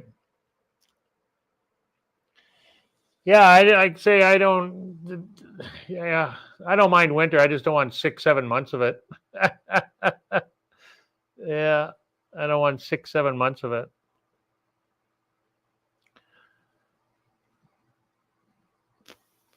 I'm quite content living here and not seeing any snow all winter long and being plus 30 in the afternoon, 29, 28, 30.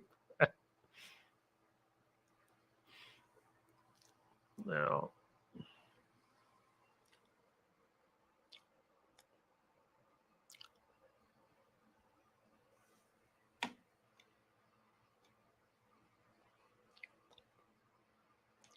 Yeah, I hear you on that one. I hear you on that one. I feel the same way, man. Ugh, this stupid thing. Good gravy. Ugh, unbelievable.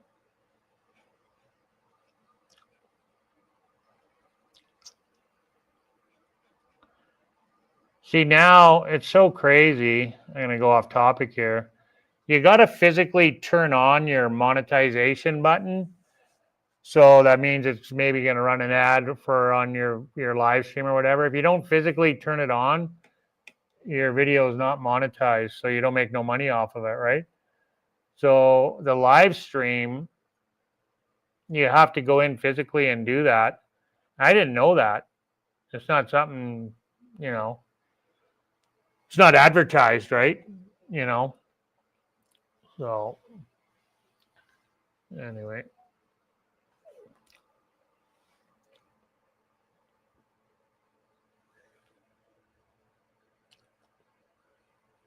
Yeah, Montreal is just as bad though. I think Montreal got shorter winters than Edmonton though, by about a month or two maybe. Montreal actually has seasons.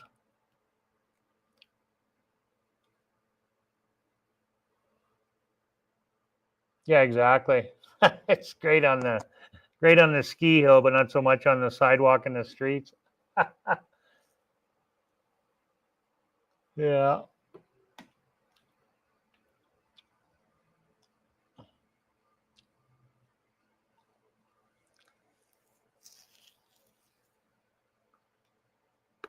I lived in Inuvik for 5 years. Try living up there.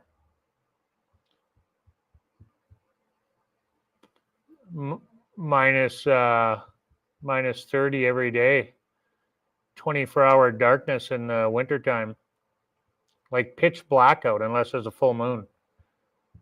24 hours a day for 2 months in the wintertime. Pitch black.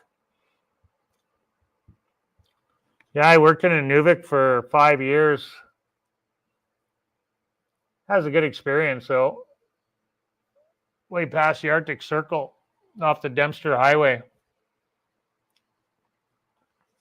I never been to California. Jennifer has. Jennifer's traveled quite a bit. I've never been to California. I've been quite a few places in the States. When we did our 3-week road trip, we drove through 21 states. And then I've been over to Louisiana. Yeah, I've never been to California. I like Florida. Yeah, it's past the North Pole. It's past the Arctic Circle. It's freaking cold. Well, no, past the North Pole, but it's past the Arctic Circle. Yeah, I like Louisiana too. I wish that we had spent more time there. We did a cruise one year. We did 3-week holiday. Well, it was back when we were doing our 3-week holidays. We did a week in Mexico. We met Jen's mom in Mexico, and we did a week cruise, and we cruised out of New Orleans. So, and then we stayed a week in New Orleans. So that was a great holiday. So we spent a week in New Orleans and then a week on a cruise ship. The only time I'd ever been on a cruise ship, and then a week in Mexico. But I really like New Orleans. Yeah, we were looking at Florida too before we moved here. We were thinking Florida or Texas, maybe. I like Texas. I like Florida. I've been there. I haven't been to California, so I can't say if I like it or not, but I'm sure the state itself I would like, but I don't think I'd like the government. But I think like the beaches and, the state itself and the people probably are pretty good there. I've never been there, so I can't say. But I did like Florida. Been to Florida a few times. Florida reminded, well, the weather-wise and the palm trees and the beaches kind of remind me of Mexico.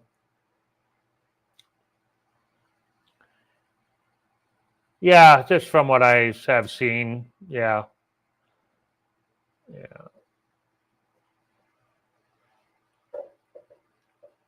Yeah, I don't think I'd want to live there, but just for all the policies and bullshit there. I could live in Florida though, or Texas. I wouldn't mind living in Texas. I just can't afford to live there. I'd have to go out and get a job, a real job where I have to work and work for money, not YouTube where it's just a hobby.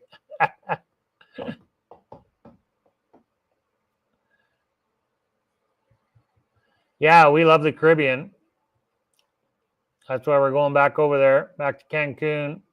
Well, we've never lived in Cancun, but we've traveled all up and down that coast when we holidayed here.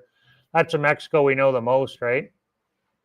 Like we used to travel every winter to pretty much to Mexico, and we'd go to all down the Caribbean.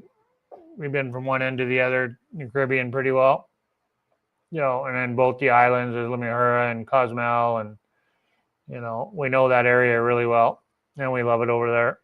Love the Caribbean Ocean. That's one thing Huachuco had going for it. It's got really nice beaches. I was surprised how nice the beaches are there. Definitely gives the Caribbean a run for its money, but I still prefer the Caribbean though. The thing about Huachuco is you got so many small little bays, a lot of different bays, small little hidden bays, that you can go to, and you could have the whole beach to yourself. Which is that's kind of cool. Some of the bays you couldn't even get to unless you walked or rode your bike, or you couldn't drive there or go by boat. And those were my favorite ones that I would go to early in the morning. I'd go there early in the morning. I have the whole beach by myself.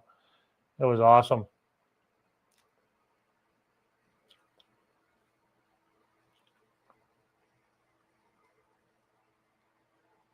I think you could live cheap in the Caribbean. I think I could live cheaper there than I can over in Huachuco. I know my rent's going to be cheaper.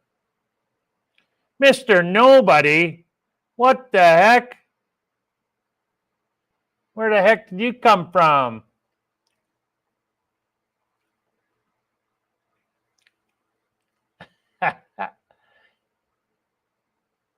So if you need some good music, you got to reach out to Mr. Nobody. Make sure you check out his channel. He's a struggling artist. He wrote me my little jingle there. I played it in just a short. He's working on another one here for me. Good to see you, buddy. Thanks for hopping on. Are you in Acamel now? Or are you still over in... where the heck? Guadalajara.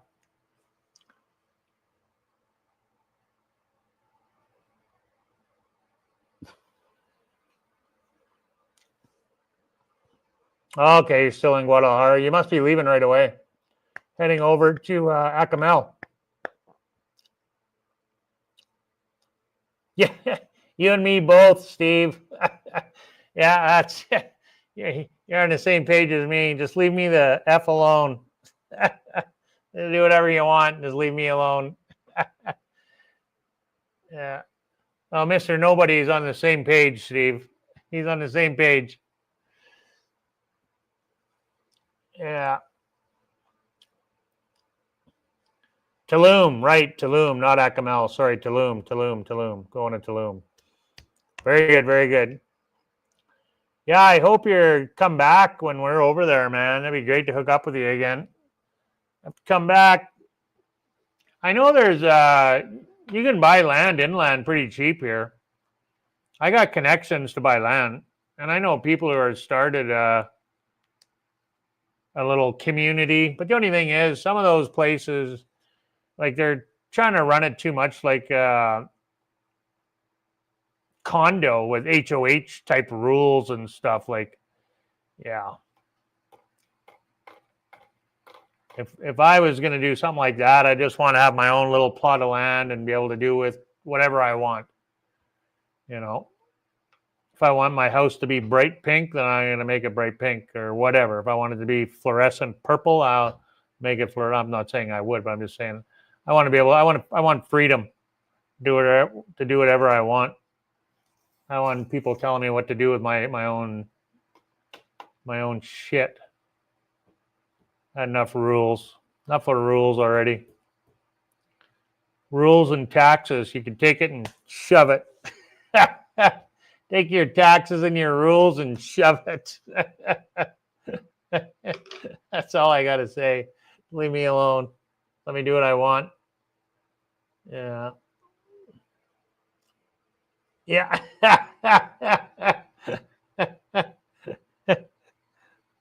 I wanted to start, and my friend in Jalapa, he wanted to start a community. I really love the idea of, he was thinking of renting a big house. And I think it's a brilliant idea, and just to help people that are on a fixed income and have a maid that's going to cook and clean, like a couple of people working there that's going to do everything for you, you know, do all your cooking, all your cleaning if you want, you know, or you can do it yourself. You know, and then supply transportation for people. He's a Mexican, but he's from the USA. But his background is his heritage is Mexican. He grew up in the USA though. He speaks really good Spanish. My friend Roger. So he's in Veracruz, but not a lot of people want to live in the rainforest. So that's where he is. I think it's a great idea though. I love the idea. I love the concept. I think it's a great concept where you have a community of like-minded people that want to live together. Everybody have their own room. Everyone's got to have their own bathroom, obviously. You don't want to be sharing a bathroom. But a lot of the houses here, though, do have, you can get a lot of places have en-suites. Every room has its own bathroom. It's very common here in the newer builds. So yeah, have something like that, right? And then, you know, pay a reduced rent because everyone's chipping in.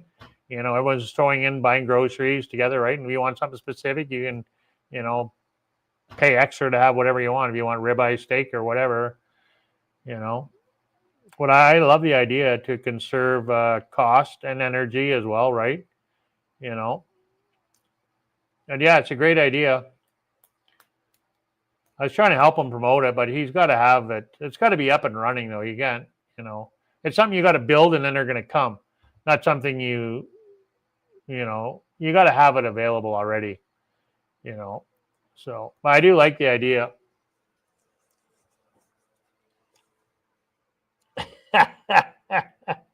Well, you close the door, Keith. Come on, man. You just keep the door closed. Put the fan on, close the door. You can buy some incense.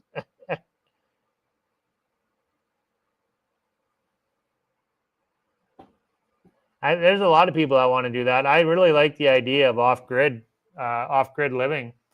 That was very appealing to me. That was before we moved here. That was one of the things I was looking at was off-grid, living off-grid, maybe buying an RV or whatever and traveling around. But then I just would do more research on it, and then the cost of the maintenance of the RV, and then traveling all the time, and more of the maintenance of anything would be I think it would get to be a bit much.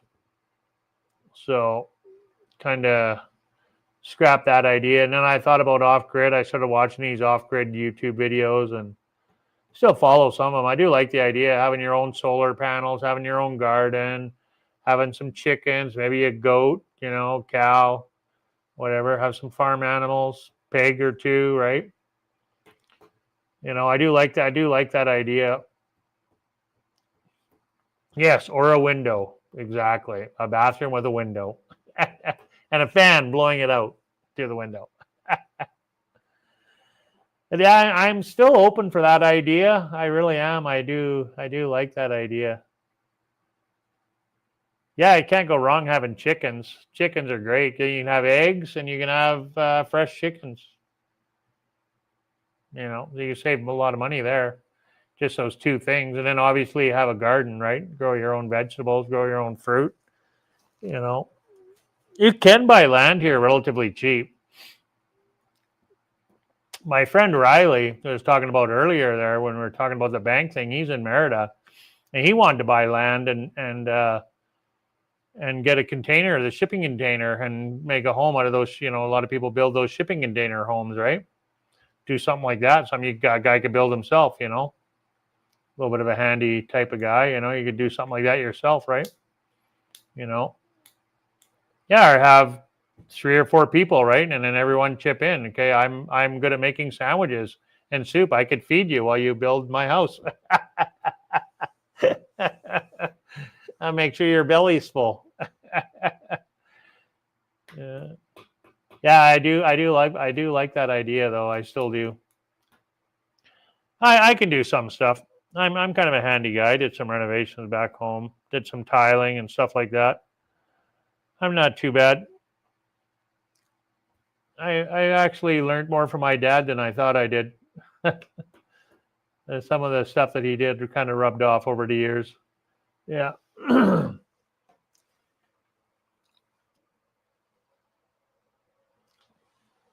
Yeah, Forrest Gump, yeah.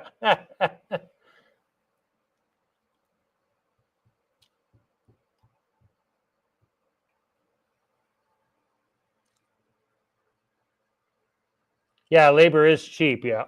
Yeah, labor is cheap. That's why you get stuff fixed for cheap, like when I got my hood. Hey, there's crazy boy. How you doing, buddy? I know it's a late one today, man. Thanks for hopping on, Leroy. Just about to shut her down. You're here now. We're gonna leave.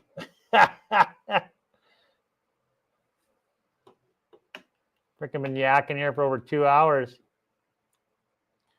It's only 9:30, not even 25 after 9. Yeah, it's still early.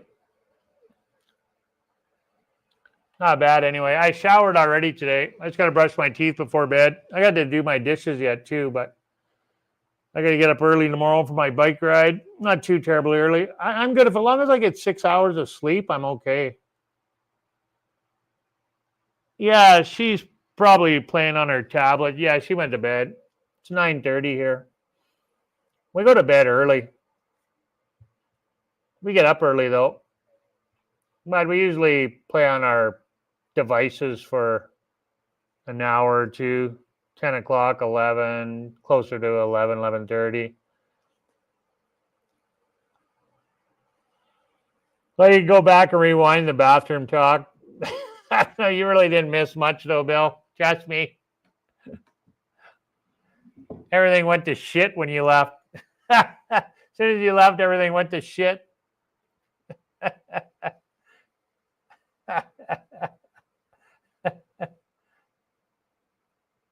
Yeah, if I get 6 hours, I'm okay. Anything less than that. I mean, I prefer 7 or 8, to be honest with you. Like, I like 7 or 8, but 6 is my minimum. 6 is my minimum.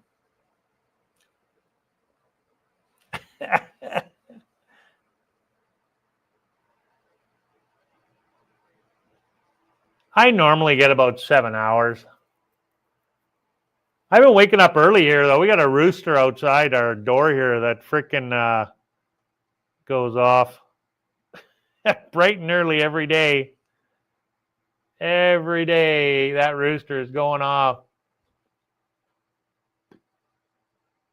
He's confused sometimes, too, I think, because he'll be crowing at 1 o'clock in the afternoon sometimes. You'll hear him out there. So, I don't see him, but I can sure hear him. He's right below our bedroom window. We keep the window open, so yeah, he's out there crowing at freaking 4:30 in the morning. And I'm a pretty heavy sleeper, but I don't know what it is lately here since we moved to this house. I've been waking up like super early in the morning. And a lot of times I go back to bed. But yeah, just crazy, crazy.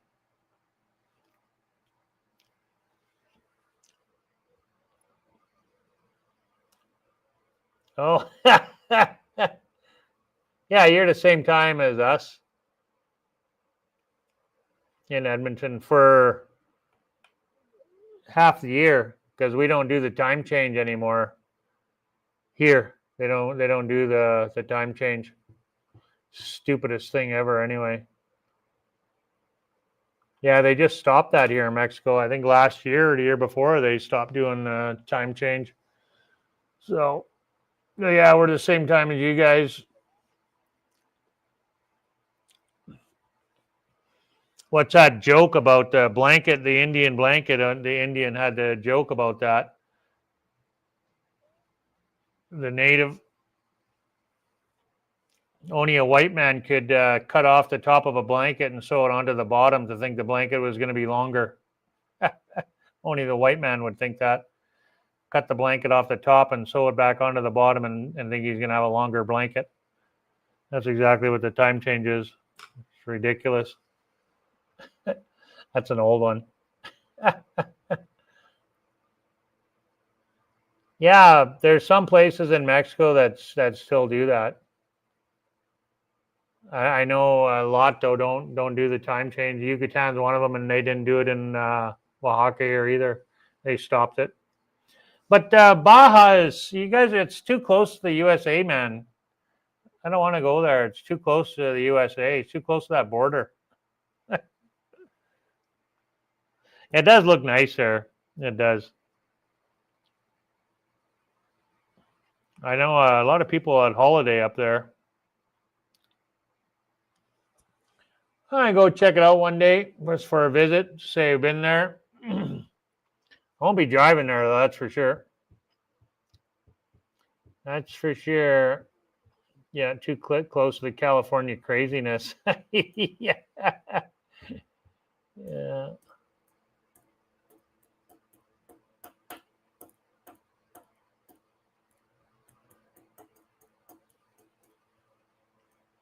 Yeah, I like being far south.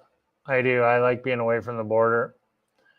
I don't really want to go much further north than Mexico City. I'd go to Quetro, wherever you say it. I can't pronounce that one. I'd go up there, just say I went there. It looks like a nice place. Someone just posted a while ago another city there that they're in. Shit, I can't remember the name of it. It looks absolutely beautiful. It's got narrow streets, and a lot of the streets they shut down in a downtown area. There's no driving, no cars. It's walking only. I can't remember the name. Guy just added me to a group there. Man, I had some friends that we met in, if I remember the name, I'll throw it in the comment. If you come back, check the comments. I'll see if I can find the name of it. But it just looks like a beautiful, beautiful city in just north of Mexico City, not too terribly far.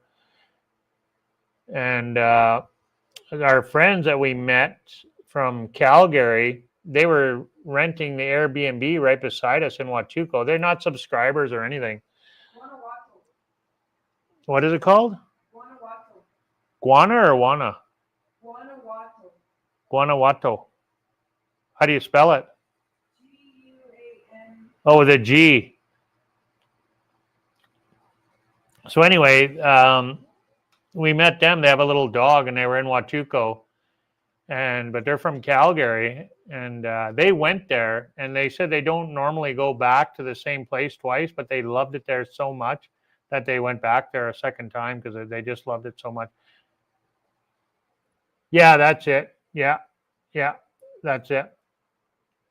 That's it right there. You got her. You got her, Bill.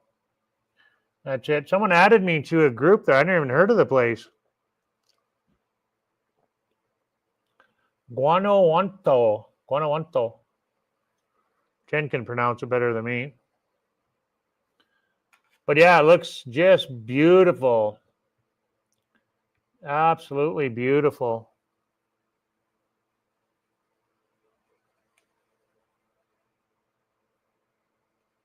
Yeah, the guy's walking around doing videos in 8K videos, and I was asking him about it. Yeah, it's got a yeah. Juan. I got the spelling here. Oh, it's AJ, not O, it's A. So it's AJUATO. Yeah. Yeah, I got it here. That's it. So it's a beautiful place. You can Google it and check it out. JUANAJ. Oh, what am I doing here? I got it all capitals. Got the cap locks on. Yeah. G.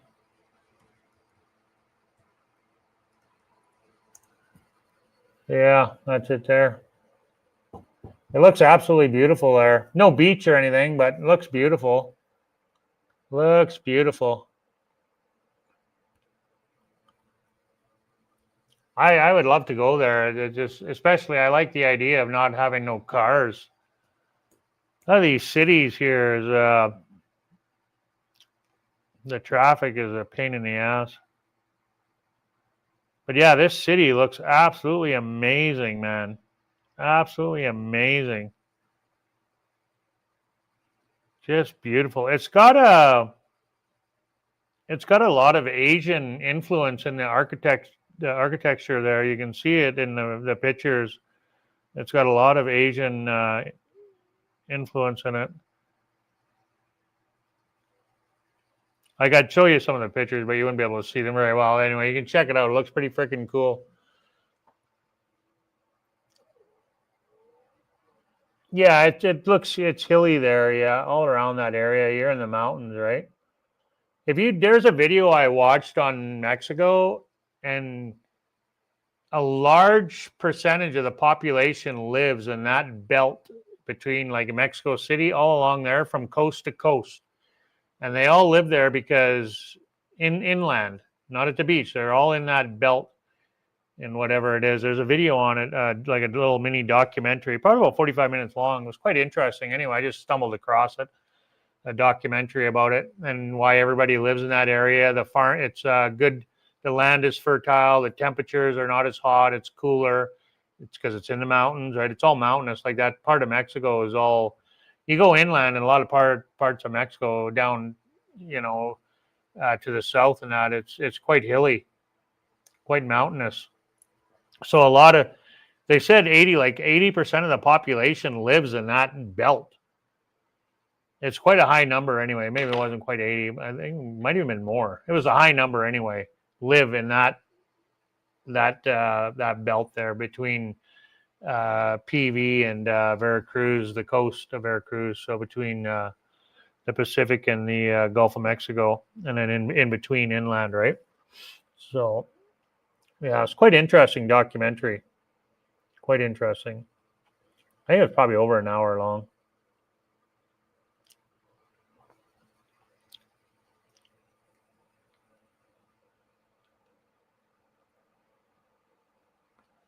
Oh, okay. Cool. Yeah.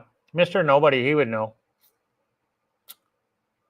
Mr. Nobody, he's from the USA, but he's Mexican background. But he grew up in the USA. Like my friend Roger, he's Mexican but grew up in the USA. Yeah, Mazatlan too. We were thinking of moving to Mazatlan. We were looking at it. Mazatlan looks beautiful. Yeah, it looks beautiful there.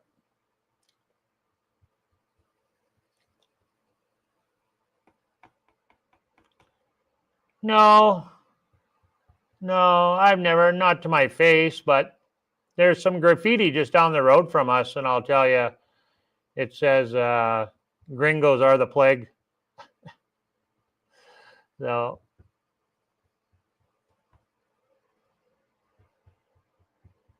we've never had anything. But I mean, like anywhere in the world, not everybody is happy we're here. That's for sure. Just like in Canada and the U.S., not everybody's happy that there's foreigners there, right? So same here. Not everybody wants to be your friend. You know, there's racism everywhere. Racism is everywhere. We've never had no problem though. Most part, people have been really nice, friendly to us. We've never had no problem. None whatsoever. But not to say that it doesn't happen. I'm sure it does. Like anywhere in the world, you know. So yeah, we've been very fortunate. We've never had billed over bothered by the police, bothered by anybody. No one's bothered us anywhere, shape, form at all. Nothing. 4 years living here, never had anything happen. Absolutely nothing.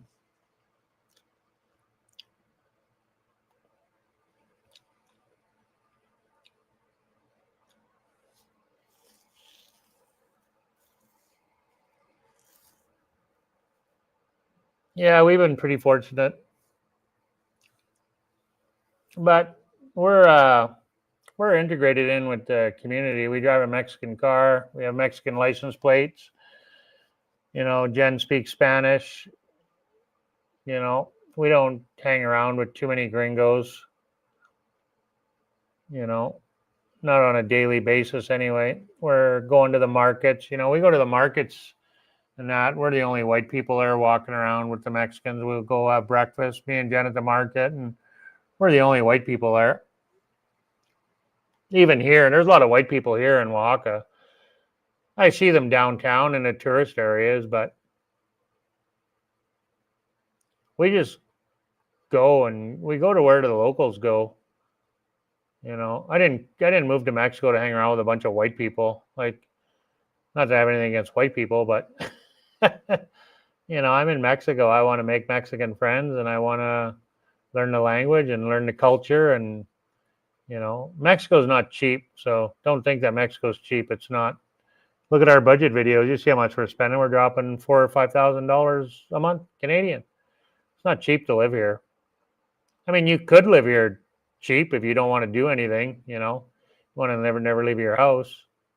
You want to eat vegetables every day and pork, chicken, or you're a vegetarian. If you're a vegetarian, you could live cheap. And if you never want to travel or do anything, you know. But yeah, Mexico's not cheap, man. It's not cheap. Gas is about the same price as back home in Alberta. You know, you got to buy insurance. We have insurance for our car. You know, it's not cheap. It's not. Quality of life is better. But yeah, just look at our budget videos. You see how much we're spending. We're not lying on our videos. One thing, Jennifer is very meticulous about our budget videos. We don't fudge any numbers or anything like that. That budget that's our budget. That's it. And we're dropping $4,000 or $5,000 a month to live here. But we're living large, going out lots, traveling lots, doing things, right? You know, moving around too is costing us more money because we're moving, right? If we were situated in one spot, you know, for years and years and years and weren't renting different properties all the time, you know, that's costing us more because of our life that we're living, moving around. We could live a little bit cheaper. We weren't moving around so much. You know, we're here like Huachuca. We were there for 8 months and now we're here for 4 months and we're going over to the Caribbean. We were in Jalapa for almost a year. And, you know, we were in the Yucatan for over 2 years. We were there, but we moved around in the Yucatan. We were in 1 rental, 2 rentals, 3 rentals, 4 rentals. We were in 4 or 5 rentals in the 2 years we were over in the Yucatan. Like, we moved around quite a bit, you know, so that costs money, right? You know.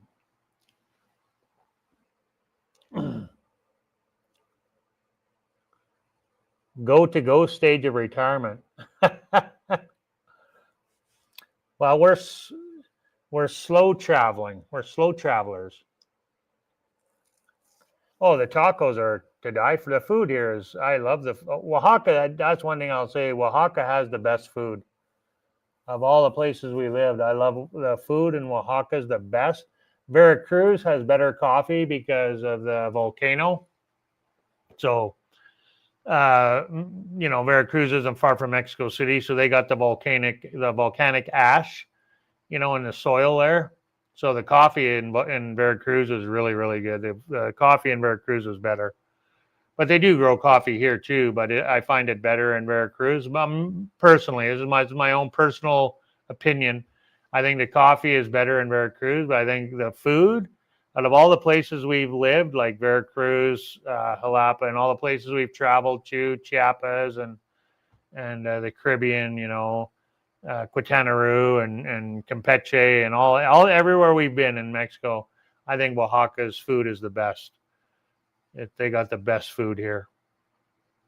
So, and that's kind of the census online too, though. Chef Ramsay was here. We just watched a video. He was here a few years ago. But Oaxaca is known for its food and the culture. The culture is very rich in Oaxaca. So that's why it's a big draw for a lot of people. That's why we wanted to come here, was because of that, because of the food and the culture.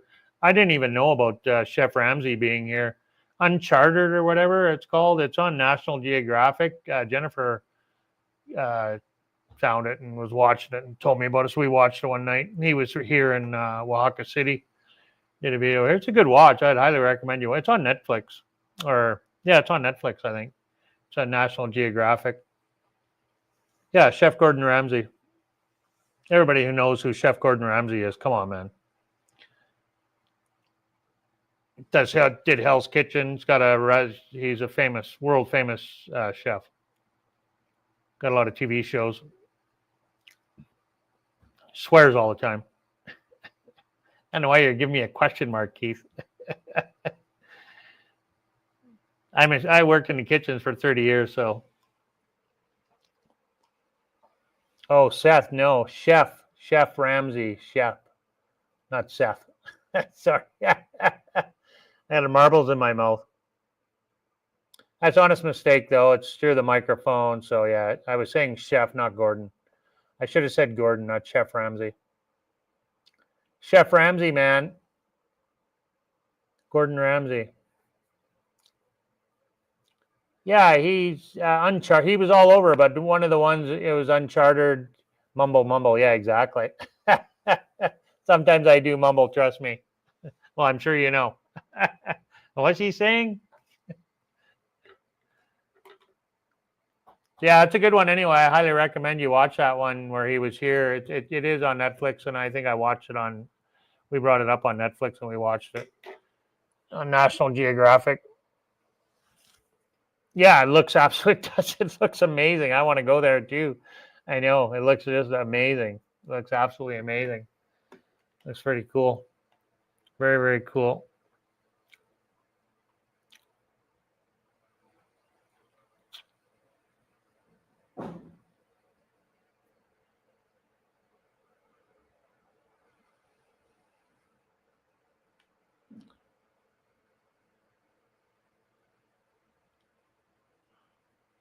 Yeah, I had so many different ideas before I moved here.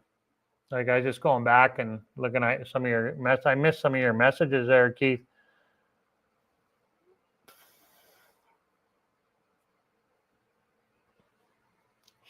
Yeah, I had so many ideas when I moved here. I thought, yeah.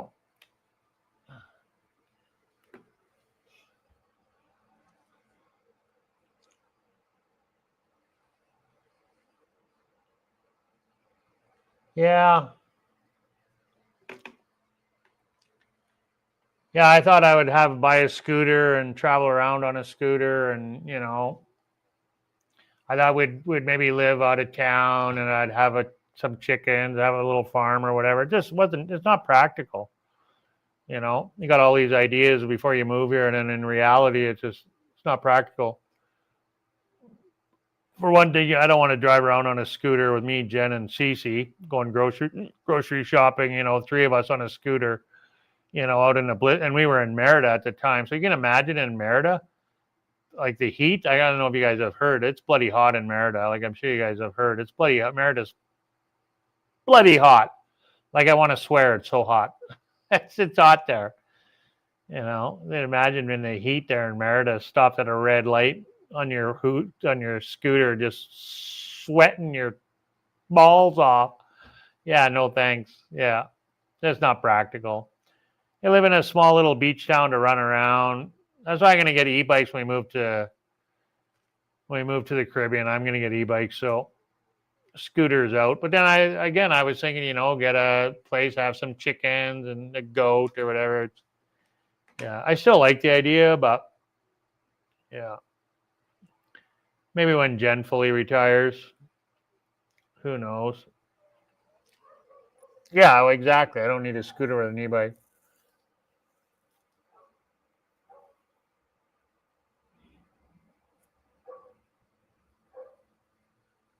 Ugh. Yeah, I don't know why, Steve. For some reason, I thought you were living here full time. I didn't think you were just snowbirding. So, yeah, Kamloops is freaking bloody hot. Yeah, Kamloops is one of the hottest places in Canada. Okay, well, imagine having that 365 days a year, you know? And it's a different type of heat, too. It's not the same. It's hotter in Merida than it is there. It's a different type of heat. A lot more humid and longer. Yeah, Merida's freaking crazy. I thought I loved the heat. I did until I moved to Merida. Like when we were moving there, oh, I hope you like the heat. It's freaking hot in Merida, man. It really is, and it takes a bit to get used to. It really does. Like when we were living there, it dropped down to 24, and I was cold. I was cold. I wanted to put a sweater on. Yeah, it's tropical. Yeah, it's dry there, and it's tropical here. Exactly. And Merida is tropical. I mean, it's only a half hour from the Gulf of Mexico. It's on the Yucatan Peninsula, right? So it's freaking hot there. But yeah, I thought I loved the heat. I did. I love the heat. I do. Well, I never lived in it before. I only holidayed in it for a few weeks. Go live there for 2 years and then tell me how much you like it in Merida. I know a lot of people who moved away from Merida because it's hot. I know people that live there. There's a lot of people live there. Merida's freaking. It's just too hot. It's uncomfortable hot.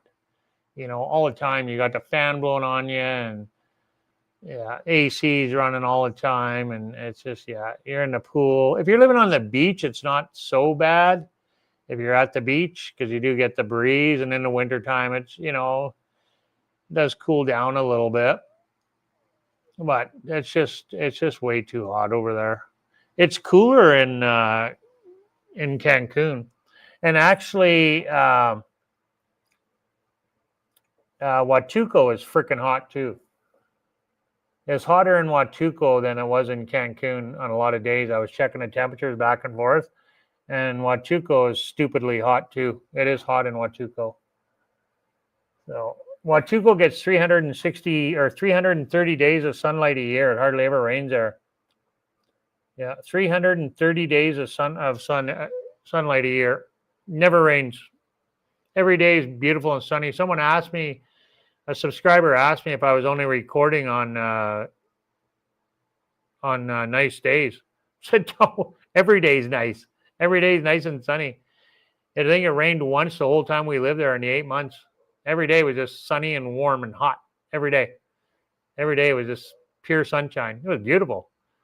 But it gets old too after a while. You kind of cool down a bit. Night when the rain does come, it's nice. And everything is so brown there.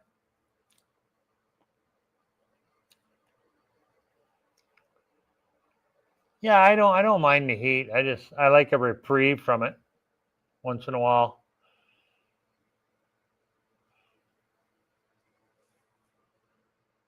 I imagine New Zealand gets pretty hot too, eh? I don't know. Never really done any research on it.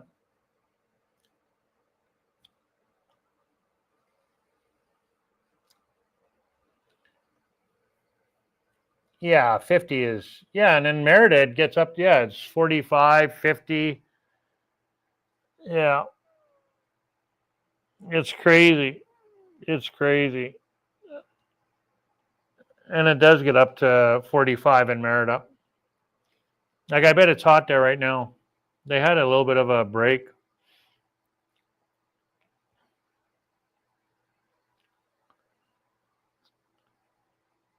Yeah, see, it's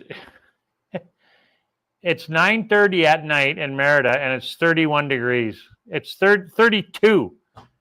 It's 32 at 9:30 at night, and 10 o'clock. It's 10 o'clock. It's 10 o'clock at night in Merida, and it's 32. Yeah, no thanks. Yeah, the heat. They're coming up to their hot time too right now. So yeah, it's freaking hot there, man. It's just every day, every day.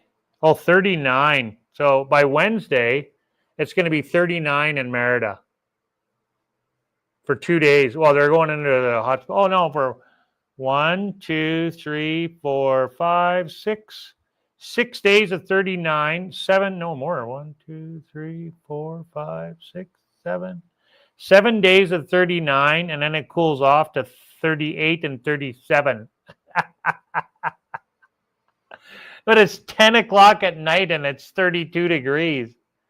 It's so crazy. It just doesn't, the temperature is just, it's out to lunch. At least here it cools off, right? And even back home in Kamloops there, it cools off in the evening. It's not 35 degrees at 10 o'clock at night, you know. Well, maybe at 10 it might be a little warm, but yeah. Yeah, and here right now it's 19. It's 19 Celsius right now. Yeah, it's 19 right now. Feels like 20, but it's 19. And Merida's 32. Yeah, that really gets old, man. It really does. After 2 years of living there, we couldn't get out of there fast enough. I got, like, say, my friend Riley lives there. He's from Alberta. My friend Caleb, he lives there. A lot of beach friends that bought property there from Canada. They live there. They got property. They all have pools. You know, everyone's got a swimming pool. You need a pool when you live there. Yeah, it gets old quick, man. That temperature, it really does. It's hot. And you go outside shopping, and you go out. That's why everybody does everything early in the morning and in the evening, right? Even here, all of Mexico, it's lively in the morning, early morning, and in the evening after the sun goes down. And that's why they eat so late too, is because it's just too hot. Nobody wants to cook at 5:30, 6 o'clock when the sun's still up. They wait till the sun goes down. And a lot of people cook outside. They'll have a open fire outside. You know, they'll barbecue, cook over an open fire outside. You know, because it's so freaking hot, right? That's why they eat at 8 o'clock at night. You know, yeah, they eat late here. Yeah, like sitting in soggy hot underwear. Exactly. Yeah, it's gross. It really is. It's gross. I was so Jen and I, we couldn't wait to get out of Merida. Couldn't wait. And it's cooler in Cancun, even. Cancun, it's going to be hot there too, but not as hot as Huatuco. It'll be hotter than here because we're in the mountains here, right? So that's why we decided to come here for the summer. It's the hottest time of year, right? May is really hot. May is supposed to be the hottest month. So that's why we decided to come here. We were going to go to Mexico City area, but I wanted to explore more of Oaxaca, so we come here instead. So yeah, exactly. I agree, Keith. Yeah, Canada's nice in the spring and the fall. I love the spring in Canada. The spring was my favorite time. I'd be starting back at work at the county. I'd be out in the country, driving down the country roads in the springtime. Yeah, I love the spring. Spring is my favorite time of year. Yeah, absolutely.